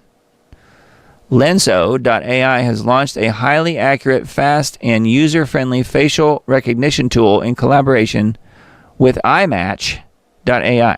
Both companies specializing in machine learning and AI technologies. Did they check with you? They didn't check with me on this stuff. They didn't ask me if I could have my face scanned from my website, which it is on there. Nope, they just scrape it anyway. They don't care. Both companies specializing in machine learning and AI technologies joined forces to develop a leading-edge facial recognition system. This new feature is now available for users to try on the Lenso.ai website. Lenso's road to success. Lenso AI, known for its reverse imaging search capabilities, has gained popularity for its remarkably accurate search results and distinctive features. The platform has recently expanded its offerings to include facial recognition, setting it apart from its competitors. Previously, users could enjoy Lenso's pattern and location recognition. The site allowed searches where users could upload any image to find similar, related, or identical images online, including matching exact buildings and other landmarks. Results could also be downloaded to CSV files and saved to collections within the user's profiles. In addition, Lenso AI offers an innovative filtering option that allows users to filter by domain, search on a specific website by entering its URL address, or by text, add a keyword to a search and search for more specific images. For example, adding a keyword, quote, at night, to a landscape will return the images taken at that location at night. So you can see how sophisticated it is. So they can find a picture on the web of anything and anyone that they want to using this software. That is mind-numbing. So anyway, that's on Wine Press. One more on that site. I watched this one earlier, the video on here. TikTokers left in massive debt after trying to exploit Chase Bank, calling it the infinite money glitch. Infinite money glitch. Don't get your financial advice from TikTok. A trend known as the infinite money glitch went viral on TikTok, which reportedly showed people withdrawing massive sums of money from Chase Bank ATMs, but has resulted in massive debts and frozen accounts for those who attempted to exploit the system. Users posted videos and pictures to social media of themselves exploiting the glitch, quote unquote, by committing check fraud. That's what it was. by depositing fake checks before they cleared and then withdrawing money even though they did not have sufficient funds in their accounts. That's literally how stupid these people are. Again, this is one of those sign of the times sorts of articles. This helps prove that we are in the end times. People are literally this dumb. Chase has apparently since fixed the issue. A number of examples of those gullible enough to try this have gone viral, depicting groups of people banding together and waiting in line and in an attempt to exploit the glitch, while others posting their regret on social media with their accounts heavily in the red and balances that will never be repaired. Like this one. $31,000 in debt, just all of a sudden. And they're laughing. They have the laughing emoji. They think it's great. I think you could do 20 years for what these people are doing. Look at this one. Total checking and Chase savings. Available balance is minus 99,999,997,237. What is that? $99 billion? $99 billion in the hole. Yeah. Bloom Institute of Tech CEO Austin Allred said the glitch was nothing more than check fraud with a different veneer.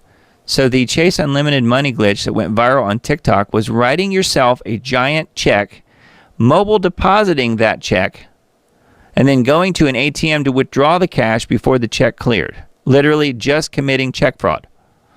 So that is how dumb these people are.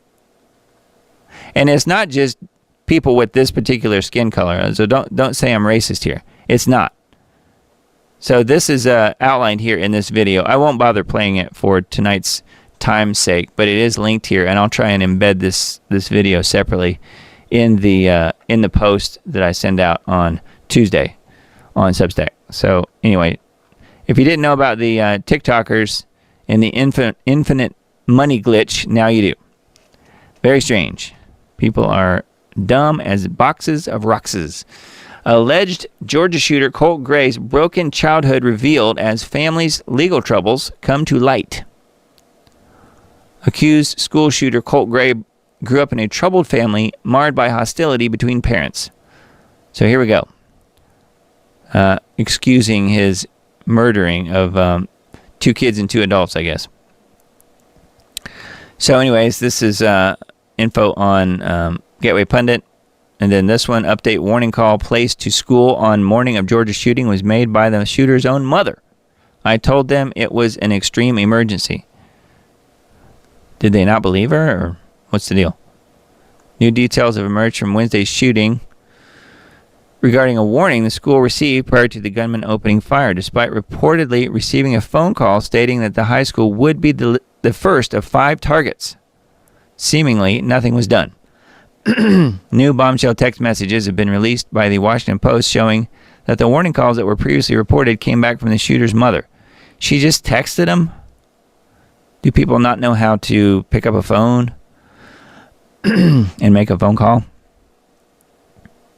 Most phones, I think, these days have this separate little app on there where you can dial a number and actually talk to somebody using that same device. You ever heard of that? Yeah. Anyway, so that is on Gateway Pundit. And then this one. If you think it's okay to kill people in order to get rich, you're on their side. Tucker Carlson responds to the Cheney clan endorsing Kamala. There he is. Darth Vader. Dick Cheney, a leading government warmonger, announced that he was endorsing Kamala, who was, of course, the VP of Bush, of W. And thought this was funny. Kamala Harris is a radical liberal, but she's got my vote. This is his daughter, Cheney. If Trump gets elected and puts a stop to endless wars, how is my family supposed to keep getting filthy rich? Oh, that's a legitimate question. Gotta have those wars. Bernie Sanders says the quiet part out loud. People are really using that saying. I've noticed that. Saying the quiet part out loud. Maybe I should title this show that. It says Kamala is not abandoning her socialist ideals. She is trying to be pragmatic to win the election, which means she's lying. She'll do anything to get elected. That's what he means. Yeah. So Harris is flip-flopping on key issues, confirming what many Americans have known all along. Kamala is not abandoning her far-left socialist ideals, but is simply pretending to be moderate in order to win the election. Yeah. So anyways, Bernie knows. J6 political prisoner Will Watson is finally home with the daughter that he had never held. I thought this picture was kind of funny. Flipping off the Federal Correctional Complex in Mississippi. Stepping out of prison after being politically persecuted and held hostage by your government should be the best feeling in the world. Will Watson was able to feel that recently, August 23rd. And although it was amazing, the best feeling he had that day was holding his baby girl for the first time. He had been released after 3.5 years and is ready to restart his life with his beautiful daughter.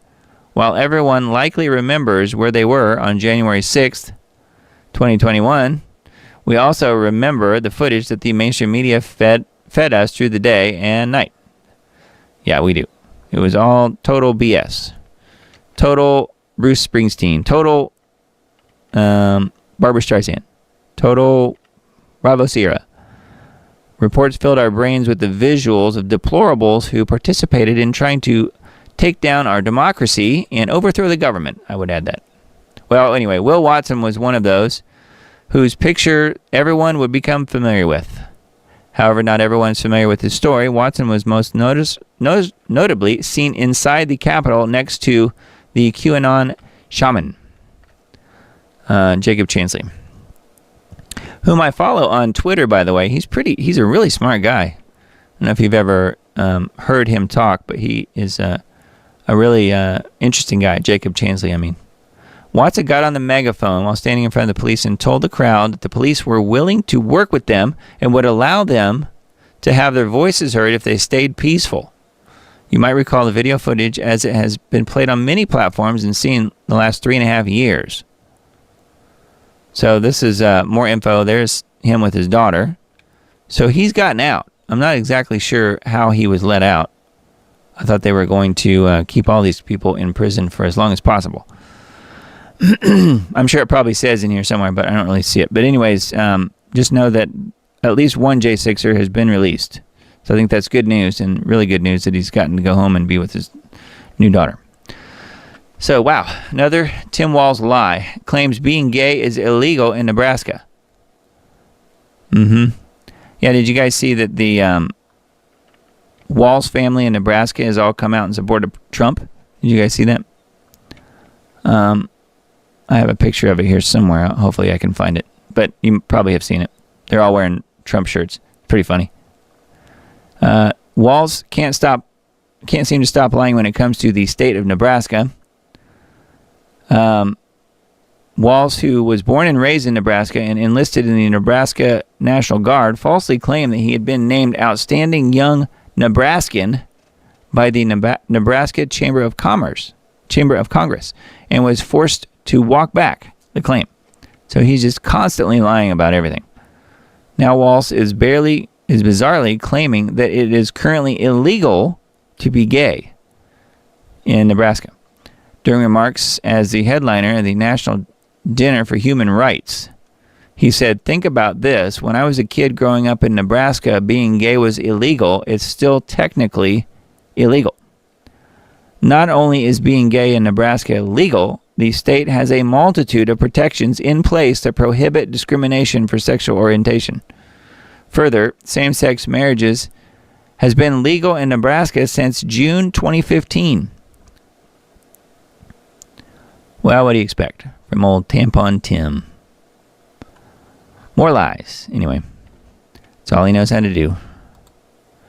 MSNBC trashes Musk, urges collective action to get people to stop using Twitter X.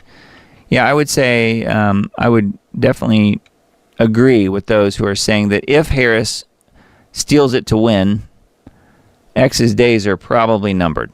She will shut it down, I think. Because after all, you can't let people have free speech. MSNBC says that X's a poison. We don't need to keep taking it. Pretty funny. But of course, MSNBC is not a poison. No, not at all. Neither CNN. Too funny. Analysis: Joe Biden has taken the equivalent of almost 50 years worth of vacation in 3 years. Wow. 50 years worth of vacation in just 3 years. Sleepy Joe. So, Biden takes 48 years worth of vacation in 3 years. Americans continue to deprive themselves of vacations. Well, we're paying for his, you see. Taking an average of 11 days a year, even fewer than the famous workaholics in Japan. Expedia's annual vacation deprivation report showed that Americans on average get 12 paid days off a year and don't even take all that. Japan workers take 12 days off annually. Travel firm says that many Americans claim that they are too busy for a break. Compared to overseas vacation rates, the U.S. situation looks even worse. But Biden has spent 532 days on vacation in less than 4 years. Using Expedia's average of time off Americans take, Biden, his tally, is the equivalent of 48 years worth of vacations. So, anyway, there you go. Joe's working hard for us. I'm glad. Here's the real reason why Hunter shocked the courtroom and pled guilty in federal tax evasion case. Well, he did do that, but it was to cover up the more interesting crimes that happened, so that all of that would not come out in court. He pled guilty so that the truth won't actually come out. So the charges were handed down by special counsel after a sweetheart plea deal on tax charges fell apart last summer. The indictment details a 4-year scheme to avoid paying $1.4 million tax obligations that he owed between 2016 and 19 and filed false returns. Okay. But says, according to investigative reporter Paul Sperry, prosecutors filed a roadmap glossary to trial exhibits detailing the Biden crime family's China influence peddling scheme. The China influence peddling scheme. So he pled guilty so that all of this Biden crime family stuff about China, literally inserting the money and getting out whatever they are paying for, just like a vending machine, it's going to hide all this. The Biden crime family info is not going to come out because he pled guilty. So that's why. Anyways, covering up the crimes. And you watch, before old Joe's out, he will pardon his son. Pretty much guarantee it at this point. I came across this one and was hoping to see the video, but of course they only show a few still shots. Never seen before video shows the moments after the JFK assassination. Never seen before video shows the moments after the JFK assassination video. And it is a video, but they don't show the video in this video. They just show you screenshots because they're going to auction off the video. It says never seen before video of the moments after JFK's assassination has emerged. The newly merged video shows President Kennedy's motorcade speeding down a Dallas freeway heading towards a hospital where Kennedy was later pronounced dead. Stephen Fagan, the curator at the 6th floor museum at Dealey Plaza, stated these images, these films and photographs, a lot of times they are still out there. They are still being discovered or rediscovered in attics or garages. So that's kind of what happened here. This was, says an 8mm home film is now set to be auctioned in Boston at the end of the month. Newly emerged film footage of the motorcade speeding off, says experts say that the find isn't necessarily surprising, even over 60 years after the assassination. Well, it's kind of surprising. The 8mm home film in Boston on September 28th is when it will go up for auction. So that's pretty wild.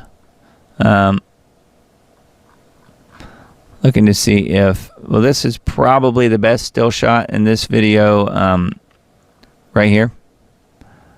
And not a lot that you can see right there, but this is the Secret Service guy who climbed over the back and is holding on and somewhat covering up, I guess, the president and the first lady right here as they speed off. So pretty interesting that footage has shown up after all these years. Anyway, we were talking about Israel earlier and the stand down, and this is further proof here. Reckoning Israel and Gaza. How did October 7th happen? And in that video, he goes over. This is Ben Swan on Truth and Media. He goes over the stand down, and interesting video there. And then activistpost.com. Some of the headlines: Catherine Austin Fitts interview. See beyond the duopoly and take responsibility for your future. Bugs and goo. Welcome to alternative protein. No thanks. Article about silver. If you guys are interested in silver and buying into that. I personally have not been, but some people are. RFK Jr. and chemtrails. More evidence. Something we mentioned last week. So, yeah, Bill Gates' unsolvable problem is free speech. Yeah, he doesn't want people out there telling the truth about all the stuff he's doing. And then global research, got a couple articles on there. Is the world walking blindfolded toward nuclear war? I would say that's a definite yes. Talking about 2024 and NATO in Ukraine. A lot of the stuff that we've been talking about already on this show. So, the world has been increasingly become more chaotic and dangerous places. Has a lot to do with the current lack of nuclear deterrence agreements between major nuclear powers. Yes, and all the insane people in control. And then few not to be articles. Report Georgia shooter was bullied for being gay. Expressed frustrations about the acceptance of transgender people as the reason for the attack. So, more trans shooters. Hal Turner mentioned on the show, I think it was on Friday night's broadcast, that he said the statistic was the last 200 kids who were shot in school shootings were shot by trans shooters. Something to that effect. So, yeah, I mean, that's crazy, but that's what's happening so much, and it's mostly because these people are on crazy, weird drugs, as in pharmaceuticals. Breaking: New York court delays Trump's sentencing until after the presidential election. So, yeah, everyone was expecting the whole, the troop buildup in New York, and, they're going to throw him in Rikers Island, and they might still, but doesn't look like that sentencing is going to happen until November 26th, which is after the election. I guess Judge Juan Merchan decided that the old money train, the old gravy train, is just too rich right now. It's just too good. Him and his daughter are literally raking in millions. And it's come out recently, I'll try and find the tweet, that Harris, as in Kamala Harris, has been directly paying money to the daughter of Juan Merchan. So she is directly connected to this.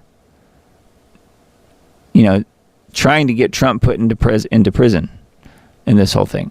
So I'll read that in just a second.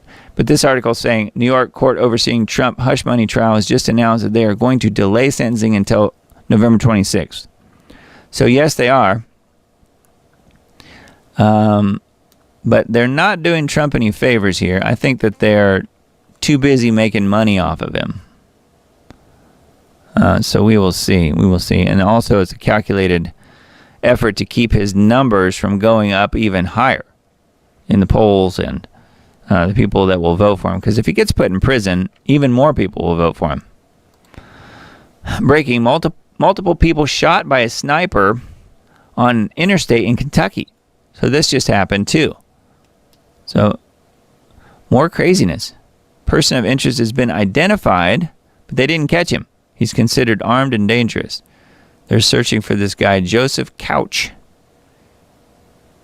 The highway has now reopened. It says 5 victims have been confirmed shot, all reported to be in stable condition. So, he was literally just shooting people. It says Kentucky, we are aware of a shooting on I-75 in Laurel County. Law enforcement has shut the interstate down in both directions at exit 49. Please avoid the area. Laurel County Sheriff's Office has confirmed multiple people have been shot. The only thing we know right now is it's been confirmed that multiple people have been shot. However, the number and extent of injuries has not been confirmed. The shooter's still on the loose, as of whenever this article was written.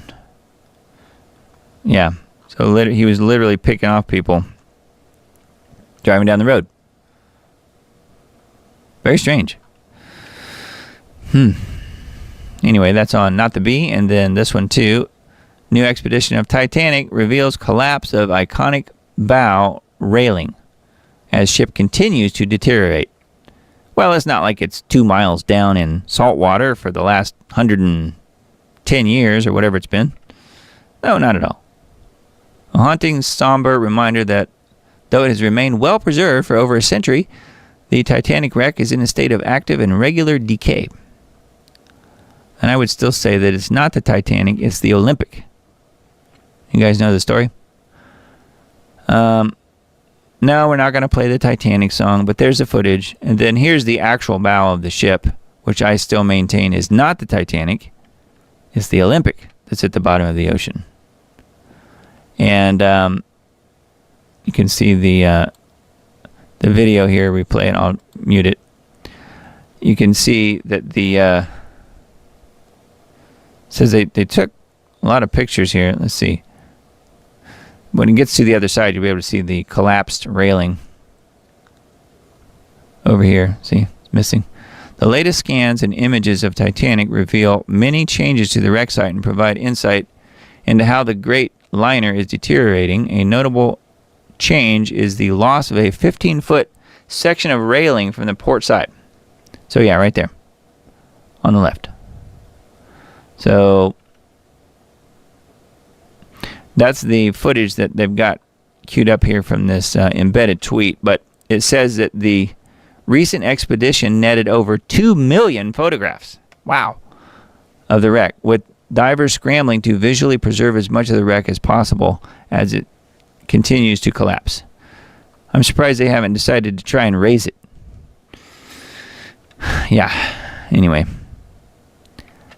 Yeah, I still do not think that it's the Titanic, though. I think it's the Olympic. J.P. Morgan, might have heard that name, who owned it, swapped out his heavily damaged vessel so that he could collect insurance money. And he knew, and all the people around him knew, that the ship was going to go down. They planned to sink it, and the iceberg story is nonsense. They sank it on purpose. How they did it is not exactly clear, but they did do it on purpose because the goal was to get rid of the people that were on the ship. And he wanted to collect the insurance money on the messed up ship that had happened. There was a collision that had happened a year or two before that, and they had tried to repair the ship and then collect the insurance money, and the insurance company said no.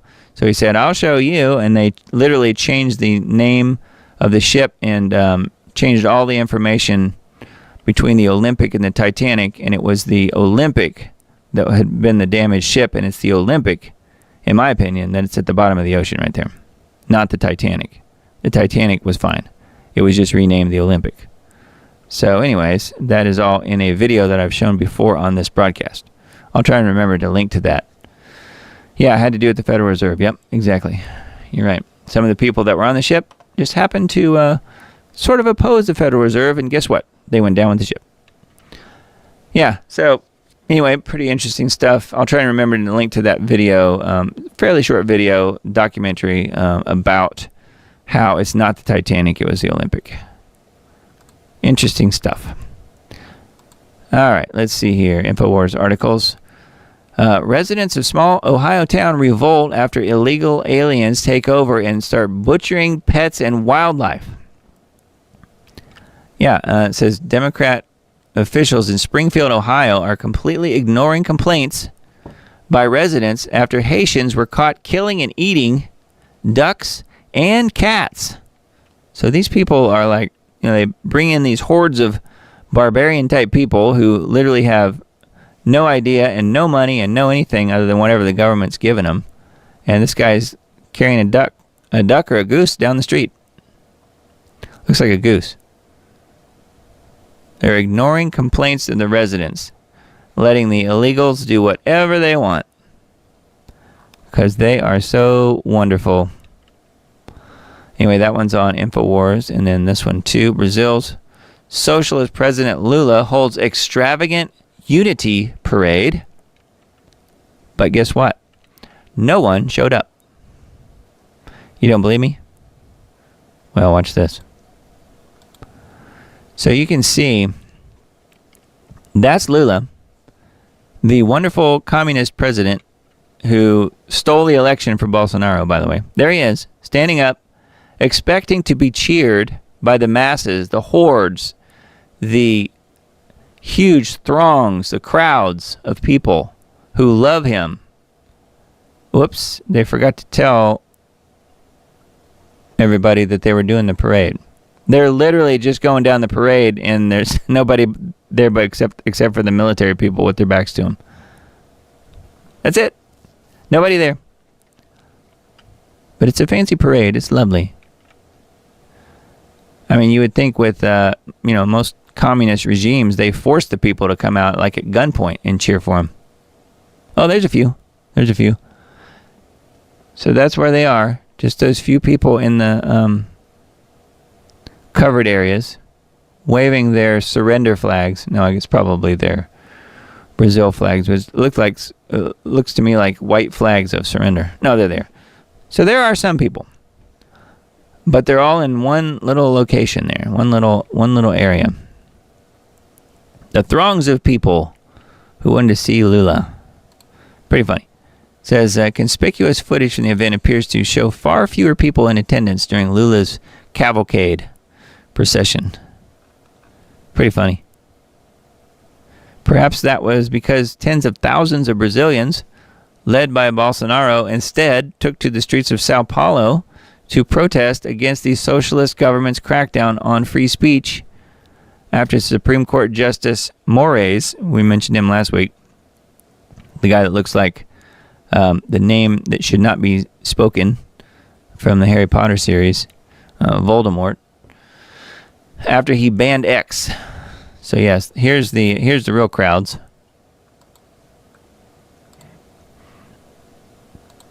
So you can see the juxtaposition here of the crowds of the people who want to have free speech and are protesting what Moraes and Lula have done down there at the bottom, and then you have the blank parade.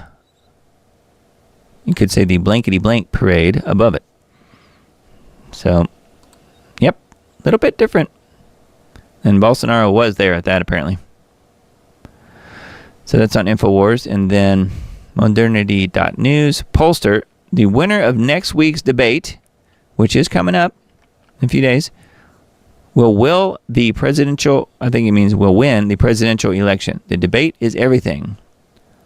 So that's why this one's going to be kind of interesting. The world will be watching. Do you think she'll go through it with it? Do you think she'll actually be there? Do you think she'll show up? Do you think there will be rules that will prohibit Trump from doing and saying certain things, and then she'll be able to have her own notes and read from the teleprompter where he can't have anything like that? Not that he needs it. You think that it will even get that far? Do you think that they'll call off the debate because she has, come down with COVID or something like that? What do you think? Says pollster Frank Luntz says the winner of next week's debate, which I think that's coming up in a few days, will win the presidential election, while suggesting that Trump should ask Americans, are you better off today than you were 4 years ago? The debate is everything, which I think is, this debate that's coming up between Harris and Trump, if it happens, is pretty interesting, because now you have the school shooting that she can try and beat Trump over the head with, blame him for it somehow, which she may do. Note that it happened in a battleground state, meaning Georgia, and that's one of the highly contested states, no matter how you look at it, coming up on November 5th. Says, Luntz said it wasn't just the answers that mattered, but the body language and whether they seem presidential in their approach, adding that it was important for Trump to keep quiet and choose what he responds to wisely. Yeah, you could probably just sit back and let her open her mouth and destroy herself, would be a really good tactic, in my opinion. As for Harris, a pollster noted that she did not do well in her presidential debates. She did not shine. No, she pretty much tanked. She crashed and burned, as they say. So we'll see what happens. Looking to see if it mentions what the date is. I don't see that on here. But it's definitely coming up in the next few days. So that's on modernity.news. And then article headlines on vaccine impact. Rabbi, Jesus is the new Jewish high priest ushering in the new world order. Weird. The book of Hebrews in the New Testament section of the Bible is perhaps the best treatise on the full meaning of the new covenant and all of its implications in Jesus. It was written to Hebrews in general, but Jewish believers in Jesus Christ living during the first century, as opposed to the Gentile believers. So this is one of the two articles talking about the Levitical office of high priest ended with the death of Jesus Christ. Annas and Caiaphas, high priests who condemned Jesus to death. Now, the next article is Trust Your Elders, Not Your Doctor. 108-year-old Turkish woman who survived COVID takes no medications. 108. We had a lady that I mentioned a week or two ago that was 116, I think it was. Yep, no smash do for them, I'm pretty sure. Exposing the Silicon Valley cartel bankers' next move into digital currencies. Yep, Bitcoin, stablecoins. I think it's going to be blockchain for sure, but I don't think it's going to be Bitcoin. I think it's going to be some sort of centralized thing. They can't really control Bitcoin, so they're going to have to outlaw it and then come in with their own system, in my opinion. Still missing and presumed dead. California foster father sentenced to 6 life terms. Wow. In child sex trafficking case, hid children for 10 years. 10 years. Where they were chained, raped, tortured, and starved. Wow. That is unbelievably evil. So that's one of the articles here. And then the 5 child trafficking networks as revealed by a woman who was chosen to succeed the Queen Mother of Darkness, but was rescued by Jesus. The Queen Mother of Darkness. Yeah. So those are the article headlines on vaccine impact, some pretty dark ones. So be ready if you're going to peruse those. GeoWatch for this week, we have frost warnings and record heat together. Frost warning issued for 3 states as temperatures plunge. Cooler weather has hit the Northeast and the Midwest this week, with Montana seeing a storm cause 12 inches of snow in Glacier National Park. Heat wave across the U.S., this is all at the same time. Heat wave across the U.S. breaks records for highest temperatures. Hottest summer on record continues, with millions from Phoenix to L.A. to Seattle under heat alerts. Geoengineering operations have pushed the climate far past the breaking point. Impact is coming fast. So that's Dane's newest broadcast, dated yesterday, September 7th. Geoengineering Global Alert News. Geoengineering Watch Global Alert News. Episode 474. Wow. We've done a lot of these shows. Anyway, that one's available there on the website. It is the same show across all the different platforms this week. We did no extra editing. It is the same on YouTube as it is on BitChute and Rumble, and it's also on Spotify. It's on there too. So feel free to look up GeoWatch in any of those places. And I've heard some people out there promoting the film that we put together called The Dimming. You may have seen it. And it's available on the homepage of GeoWatch as well, geoengineeringwatch.org. I work with Mr. Dane, so I'm very familiar with his work for many, many years at this point. So anyway, that is available on the website. We're doing a few tweaks to the website. We hope to get that up and running in the next week or so, hopefully. We'll see how things peruse and see how things work out a little bit. One thing we're going to do is we're going to widen the site a little bit. It's kind of narrow at the point. This is not a site that I built personally. I just sort of took it over once I was brought onto the team. And I do the web management with Dane on this site, and we're widening it, and it's going to be the same look, but we're also doing some upgrades and things like that. So look for that in the very near future. We're sort of retooling a few things. And then here is the scheduled weather coming up for us. Is September 14th through 18th. So more heat. So we're going to flip-flop again from the last flip-flop that we flip-flopped from before that when we flip-flopped. So we have one little spot of near normal. I guess South Carolina and Georgia get to be normal, near normal. And everybody else is crazy, either lower or higher. So Dane and the West Coast will be below normal, and then where I'm at, we're going to be above normal. So, again, there's no normal anymore. Precipitation, though, it says above in the west and about normal in the Midwest and South. So, but again, there's no normal anymore. It's just scheduled weather.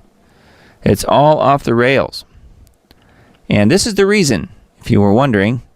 It's no, it's not chemtrails. No, it's not geoengineering. We're going to have to rename the site, I guess. It's just trails of cows farting. That's all. So you can see the guilty parties right here. They're right there in the picture.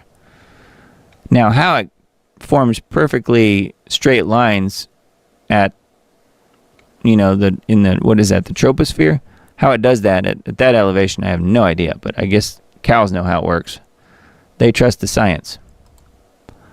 All right, and then from the Republica, Canadian government giving refugees, meaning illegals, over $5,000 per month to pay for food and hotel rooms.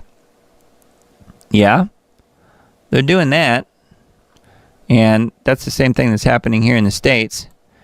Meanwhile, Canadian seniors are living in tents while the third world illegals get free housing and money to spend, by the way. This is what's going on. Now, this is happening in the U.S. as well, but this is a tweet that I found that I reposted. And, these Canadian citizens who are out on the streets are just living in a tent when the illegals are getting everything. They're getting checks, they're getting free health care, they're getting free everything, whatever they want, and the citizens get nothing. And these are seniors as well, senior citizens.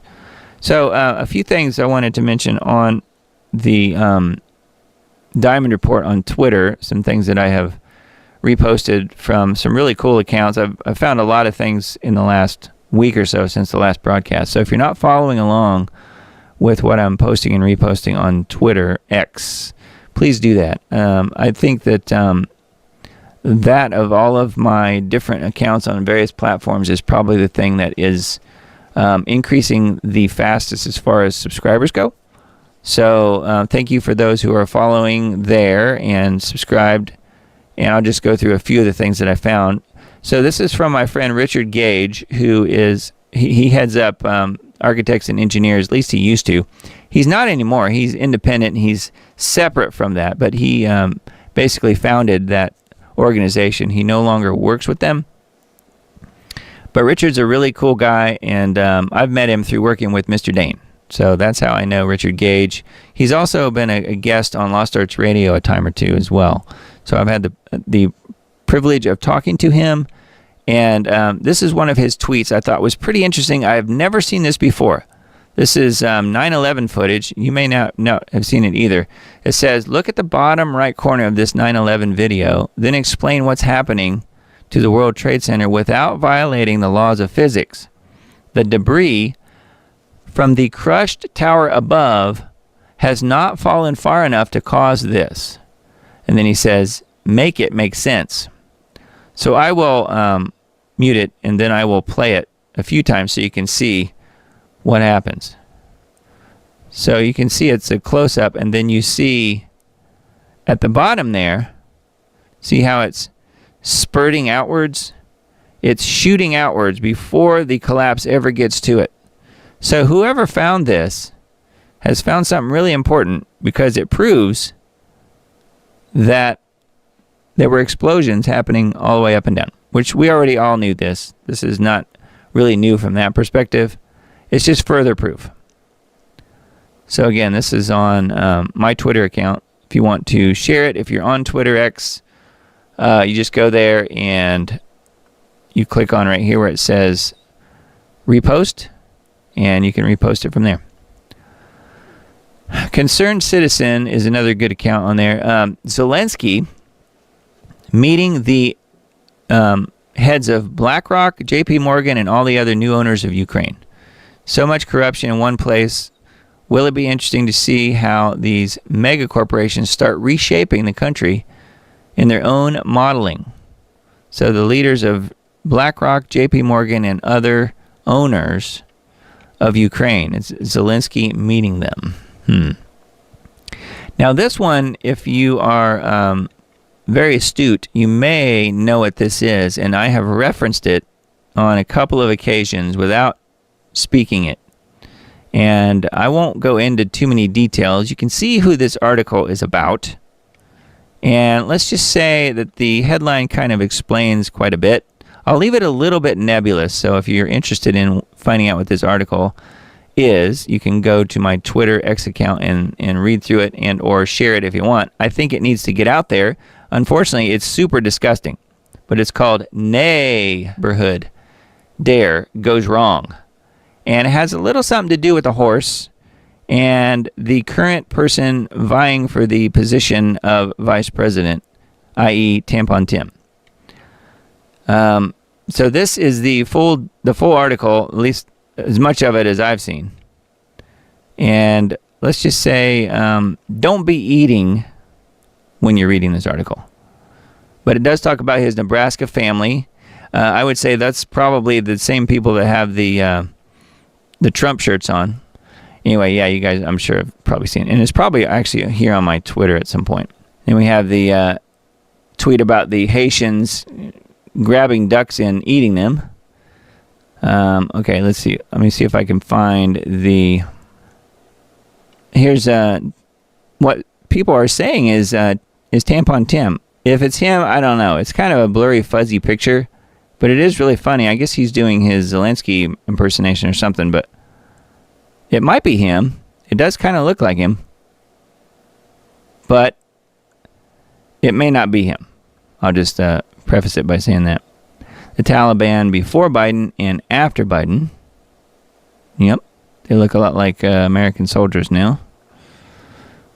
Don't let Trump cheat. Demand voter ID and paper ballots. Yep. And here it is. This is the picture I was trying to find earlier. Walls, Nebraska's walls for Trump, it says. So that's pretty funny. So that's Tampon Tim's family. Now, the fact check that I saw that had to do with this said that it's not his immediate family, it's his extended family, and that his wife doesn't even know who some of these people are. So they have to try and distance themselves from this. But let me just say that if these folks are in Nebraska, and that's where he grew up, that is where the horse event took place. That would explain things as far as why they would try and distance themselves from him versus him from them. Does that make sense? So anyway, there's quite a bit here on my Twitter page, Twitter account, Twitter X. It's the Diamond RPRT, the Diamond RPRT, Diamond Report on Twitter. So you can find me there. And then I thought this was kind of interesting only because from the Israeli perspective, I wanted to see what they're calling shocking. It says we went to Gaza. What we saw was beyond shocking. Now this is from a pro-Israel site, pro-Zionist site, I should say, Israel 365 News. We recently had the opportunity of a lifetime to visit Gaza and see firsthand Israel's war they are fighting against Hamas. The war. And Hamas has how many tanks and troops? What we experienced was both shocking and revealing. We are currently sorting through our experiences, meaning they're taking out the stuff that makes Israel look bad. That's what they mean by that. And plan to bring you several installments about our time in the Gaza Strip. Today, however, this guy, Josh, gives a glimpse into what it was like to be out on the Philadelphia corridor, seeing Rafah up close, driving along the Egyptian border and seeing the Mediterranean Sea from Gaza Beach. Right now, the world is pressuring Israel to withdraw from the Philadelphia corridor in Gaza. After what we saw, we can tell you firsthand this would be disastrous for Israel, meaning there's still people alive in Gaza right there, apparently. The world is pressuring Israel to capitulate to Hamas. No, they just want to stop the killing. That's what it is. And make major concessions in an effort to secure a potential ceasefire deal, all in the hopes of saving the hostages still inside Gaza. We can tell you this. Capitulating to Hamas will only harm and hinder Israel's efforts to secure the release of the hostages. There is much more to tell and reveal about our time in Gaza. And then it says, stay tuned, watch the Israel guys, blah, blah, blah. That's this guy.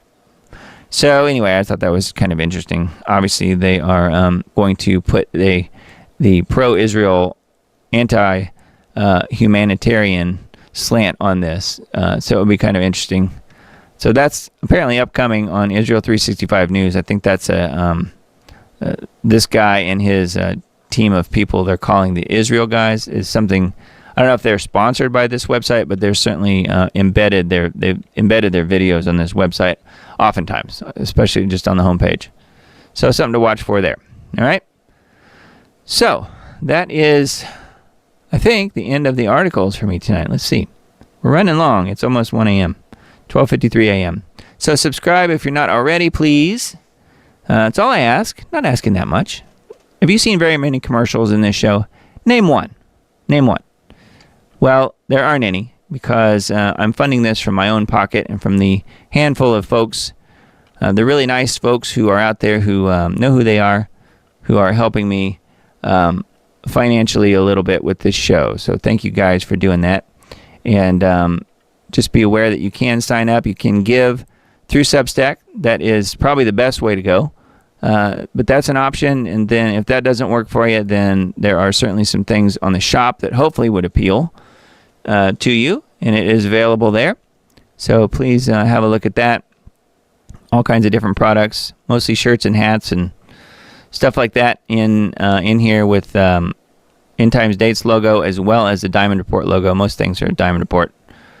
And we got stickers and hoodies and all kinds of stuff there. So if you don't mind supporting what I'm doing, that would be very helpful. The third way that you can help me is provide any information, contacts, people that you know who are looking for help with music industry type things or website, graphic design type things too. That's what I do 9 to 5. That's how I pay for this wonderful broadcast. That is how I am paying for this. It comes out of pocket. And again, from the few contributors, literally maybe just over 10, I want to say 11, the total number of people who are paid subscribers here. There's not very many. I'd have to look at the number, but I think that's what it was at last count. So there's very few people who are stepping up and helping what I'm doing. So thank you guys who are. For those of you who aren't, no pressure. It's not a big deal. I just want to let you know that the mechanism is there if you want to help.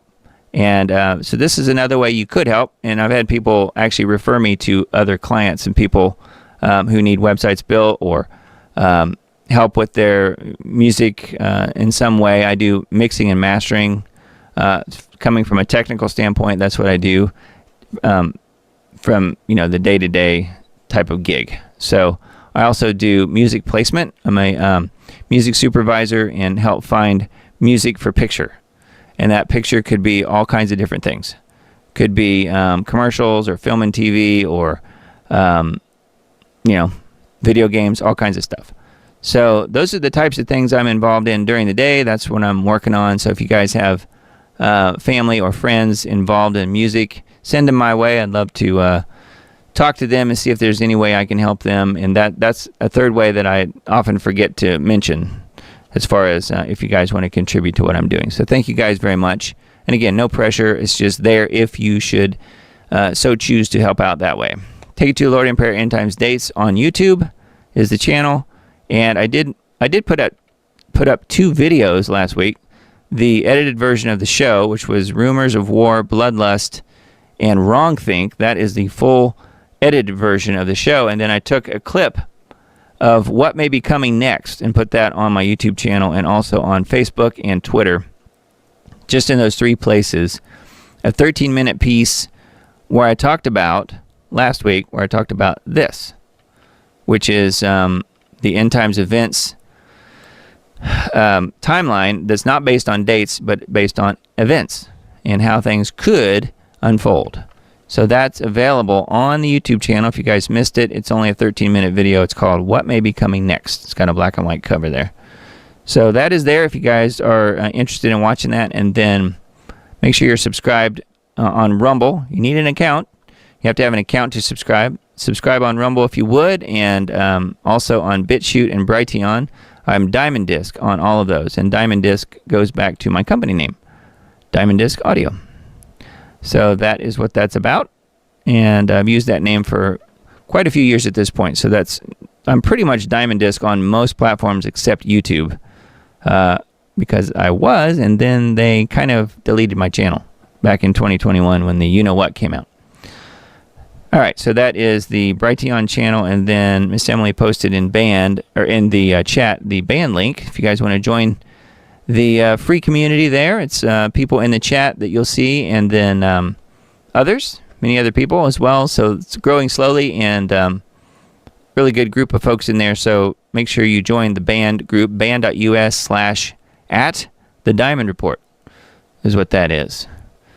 And just remember, this is the final thought for the night. What makes us human?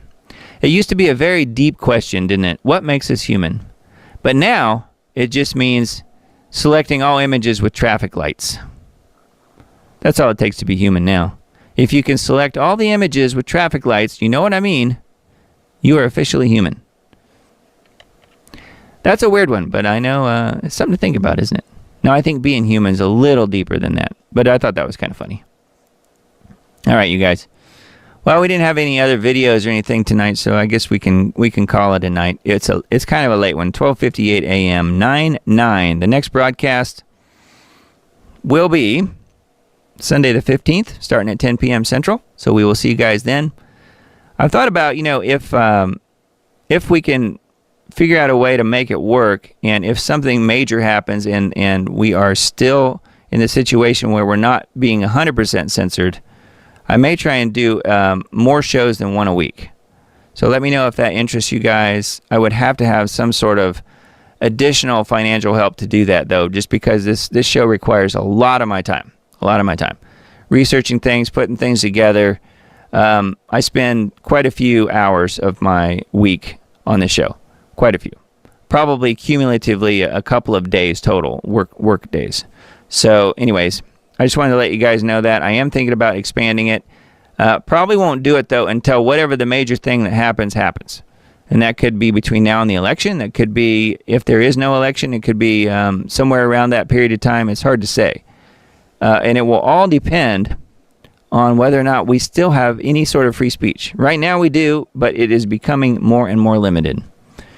So I'll leave you guys with that thought. Blessings to you all. I hope you all are believers in Jesus Christ. He is the reason that I am here. He's the reason that I'm doing what I'm doing, trying to put forth in this show proof that we are in the end times, just because so many things are happening. It's all unfolding now.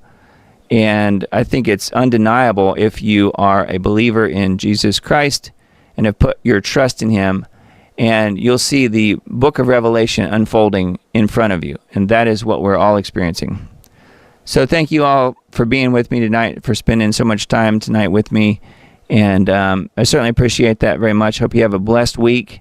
Feel free to reach out if you have any comments or questions. And otherwise, we will see you again next Sunday.